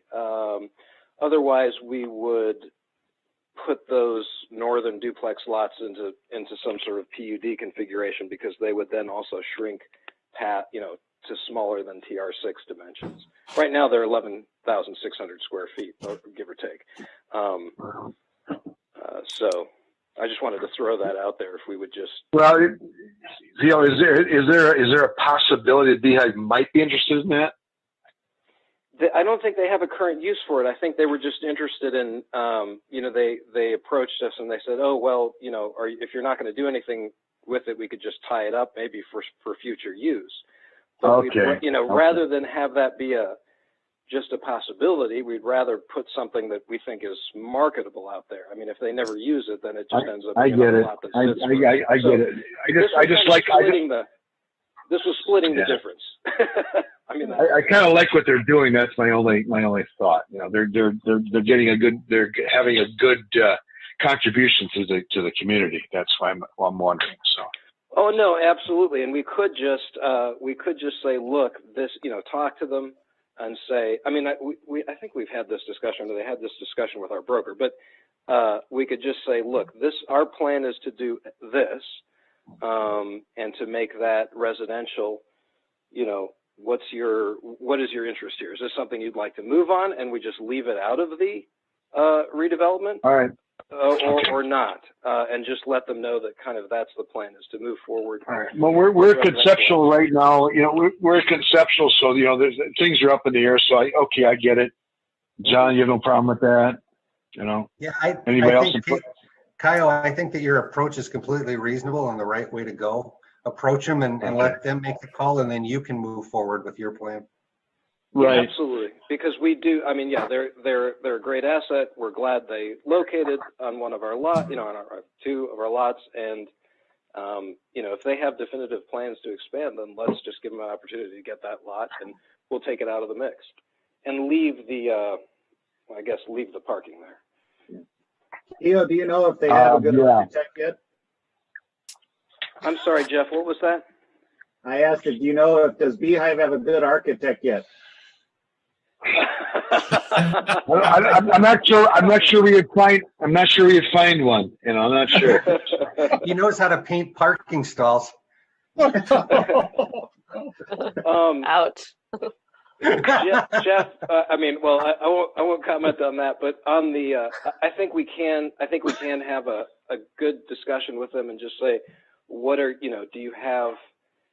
you just interested in the site just to lock it up, or do you have some definitive plans there? And then if we can just have a friendly conversation about that, and then we can say, okay, then let's put in an offer on the lot, and if you don't want to do it, and I wouldn't mind if John is amenable to just say, look, here's the configuration we were putting forth. Is the smaller lot usable to you? What are you guys thinking, in other words, for future development plans? Okay. And we can have that discussion and then get back to you and say, here were the results, or have them, write a little letter, whatever it is, whatever you need to hear to make that useful. Yeah, one suggestion, if they're not interested in that and you wanted to go duplex on that, maybe you could do a little alleyway in there and possibly get 2 more duplexes on lot 3. Not bad idea. There you go. Also alley load duplex 1 and 2. Yeah. Scott, that was the other proposal. So I think it sounds to me like, from the Plan Commission, that would make more sense than having a generic commercial lot for the general market. So we could definitely bring that as a configuration after we have a discussion with Beehive. Okay. All right. Good. Anybody else have a comment or a question? Yeah, Greg, this is Patrick. I have one question. Yeah, Patrick, go ahead. Going back to the duplexes, there is a ton of parking out there that is not used and not needed. Would it be viable to get rid of the parking on the east and west of the duplex proposal and give more space to those lots, or is that just not viable because of utilities? Not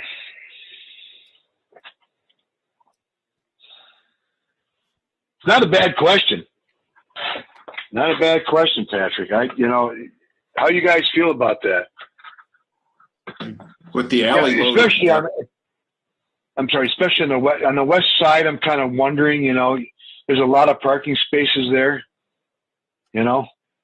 right?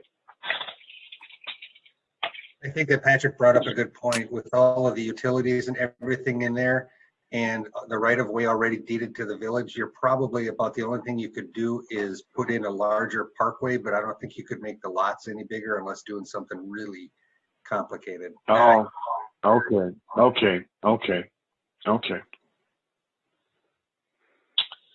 All right. That's a good thought, Patrick. Okay. Well, it sounds to me like we're pretty much in agreement here that go ahead and start getting your stuff together and come back and present it to us. Unless I have anybody else that has any comments about it or any disagreement, it sounds like that to me. Right? Anybody else? Sound correct? I see it shaking up and down, John. Okay. Patrick's smiling. Okay, so good. All right, let's do it that way. Let's go ahead and you guys go ahead and put together your recommendations your proposals, and let's get going on it. Okay, fantastic. I sure appreciate the time, and sorry about the dropout. No. Thanks for waiting and going through it. We've been going for quite a while here, so thank you very much. Okay, take care. Good night. Oh, take care. You bet. Okay, we're going to move on to item 7E. Discussion and possible recommendation of Village Board, Town of Oregon, extraterritorial jurisdiction, certified survey map, Van Campen property. Elise, okay. Back on. So this You're is the contact.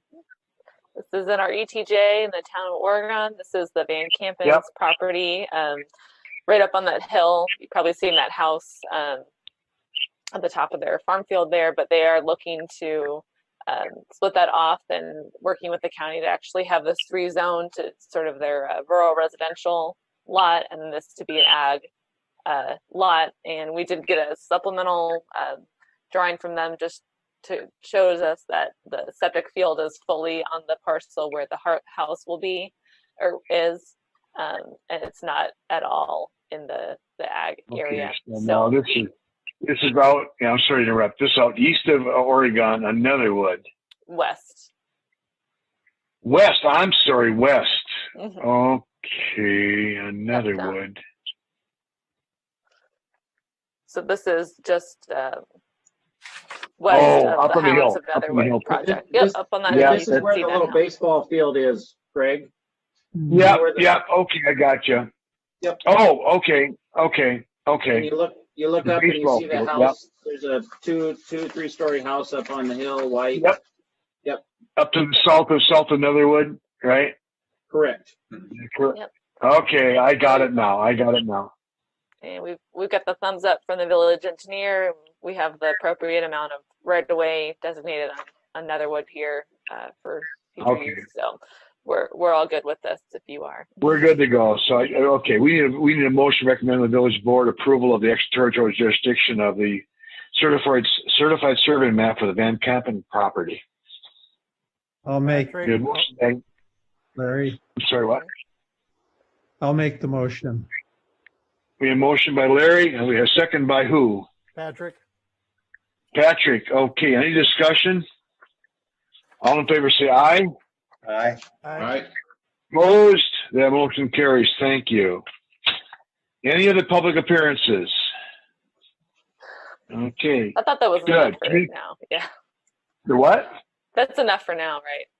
That's enough for 1 year. Yeah, at least you came on board. You make these meetings awful long, So. Well, we haven't met since March, so we got to make up for lost time.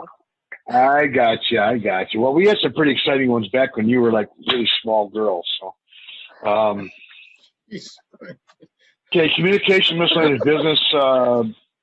I'm sorry. I had to do that. Tourism grant application. What's that about? So you may know we have was previously called a Room Tax Commission, has now been revamped to the Tourism Commission, but haven't met in a while, and unfortunately there's not a lot of tourism going on right now. But Right. we have these funds that we collect with our room taxes from the hotel, and those are being set aside in a separate account right now. I think like we're somewhere in the $50,000 to $60,000 range right now. Correct. And we decided it would be a good idea to put together a grant application to dole out some of those funds throughout the year. This has not been posted on the website yet. It is approved by the village board and the tourism commission, but this kind of just goes through what the tourism grant can be used for. I think they decided to aim for a limit of $5,000 per grant, and it could be done annually. And we have tourism commission dates set every other month. We missed our May meeting, but we might be able to meet in July. And just wanted to share this information with you. We'll get this up on the website shortly here, but happy to answer any questions about that. Okay, perfect. All right, thank you. Thank you very much. The next item is the tentative next meeting of July 9th. Let me look at my calendar. I don't think I'm going to be going anywhere. Let's see. Mike and I also wanted to ask folks if they might be, we could also meet earlier if that works for folks' schedule in the summer. Doesn't have to be 6:30. I might. No, it's July. I'm sorry, I'm looking at the wrong June and look at July 9th. Okay, I'll be back by then. I'm going to be out in California, I think. Boy, I have to see when I'm going to get back. I'll have to check. I think I'll be back. Yeah. Okay. All right. Everybody, that worked for everybody else? July 9th? Works for me. Works for me. Okay. All right. I don't hear any negatives. Okay. At this point, let's put a tentative meeting. I think the week before would not work very well, obviously. Right. Okay. Just keep 6:30. Yeah, 6:30, correct. Okay. Unfinished business, none. New business, none. Developments and projects. How we doing? It looks like we've got an awful lot going in the village as far as new homes, from what I can see. Or at least I think there is. Yep. Is that right? Yep. Yeah. Mm-hmm. Well, we've got COVID Autumn hasn't Ridge stopped is us. under construction. Autumn Ridge 1C, they're doing that. We have phase 2 of Highlands Netherwood is under full construction right now. See that? Okay. And we have heard that Bergamont's been wanting to bring another phase in, but we have not heard anything from them in a while. Up in that 5C area. Yep, that 5C, which would be interlocking as it goes all the way around. Oh, yeah. But, Drive. Yeah, but there's a lot of stuff going on, and building permits remain very strong. Is that to the west in Bergamot? I'm trying to envision where the heck out there that. Greg, where it is, Greg? It's to the west of the condos along Bergamot Boulevard. Oh, okay. All right, thanks. All right, I got it. Okay. That's good, Mike. I haven't heard you talk about it all tonight yet, so Are you getting ready for retirement? Are you getting ready for retirement or something? Is that right? You never know. Sorry. You won't like it, trust me. You will not enjoy it at all. All right, so village is doing well, and I'm surprised. I'm curious, I saw some pumping earlier this summer, I should say summer, spring, off Netherwood, and I see that we've got water really getting close. Yep. To, but no problems at this point. No worry about it. All right. We're keeping our eyes on it. We actually are working towards a long-term solution up there. It's just it's wetlands and it's permitting, so it's a long process. Yeah. Is there kind of a crazy question? I'm trying to remember. The road that goes past the new the new truck Cusick shop. Parkway? Yeah, Cusick Parkway, Cusick Greg. Parkway. Is there a pipe or anything that goes from the west to the east into that pond? There's a 15-inch, 15-inch culvert under there, but it's not big enough. Well, I'm curious because I think to the west I see that there's the water. Let me back up. To me, it looks like the topography is that you're higher onto the west side than you are on the east side. That makes sense? Well, Greg, it's mainly the Lake Barney is draining, which had not drained in how many years? Oh, all right. I don't think it's overflowed probably for 100 years. Yeah, it's the water coming from Lake Barney. Yeah, it's kind of like, you know, it's everywhere you go. If you drive anywhere out in the townships, you'll see kettles and waterways that are at right. Okay. I think what is it? Boy, Jeff, you're pretty. Jeff, you're pretty good at that computer. I'm impressed. Okay. That's a Thanks. It's because it's Elise on the computer. Is that what you do? Is that what you do all day, or just curious? You know, because I haven't seen you driving around the village. So that's Elise. Yes. I'm sorry.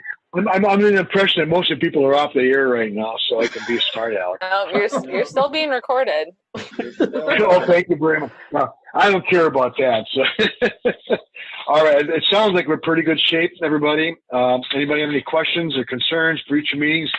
Again, one question on the staff stuff. There was a street tree ordinance. What is that? A street what? I'm sorry, what? Oh, on the staff meeting. Oh, yeah. So we've kind of been working on a bit of a phased approach to incorporating more street trees into our village, both in new developments as well as trying to develop kind of a homeowner program. And that's on hold for now, but we are working on rewriting Chapter 18, the subdivision code, as well as part of Chapter 8, the public works code, to provide guidance to developers and a requirement for terrace trees to be planted. And we're just working on details about when, so that's a part. Okay, so I'm sorry to talk over you. That's part of the development part of it, because obviously I think that the terrace belongs actually to the village, correct? Correct. Yep. So you'd have the trees as part of the development agreement or something to that effect. So they have to put the trees in as they're developing the lots, correct? I don't see that. You can't make I don't think you can make the new owners of the lot be responsible for that, can you? So what we're doing is we're just gonna basically consider terrace trees as public improvements as part of a subdivision, Greg. All right, and you'll see what we did in phases, phase 2 for forward development and Autumn Ridge 1C. We put that in the development agreement for that phase. So you're going to see terrace trees in both those phases. Great idea. It's a wonderful idea. Okay, good. I'm glad to hear that. Okay. All right. So I think there's nothing else, is there, that I can see? All right. Well, wonderful. We need a motion to adjourn. So moved. By John? Second. And we have a second by Larry. Okay. All in favor, say aye. Aye. Opposed? Aye, guys. Thank you very much. We are adjourned. Thanks.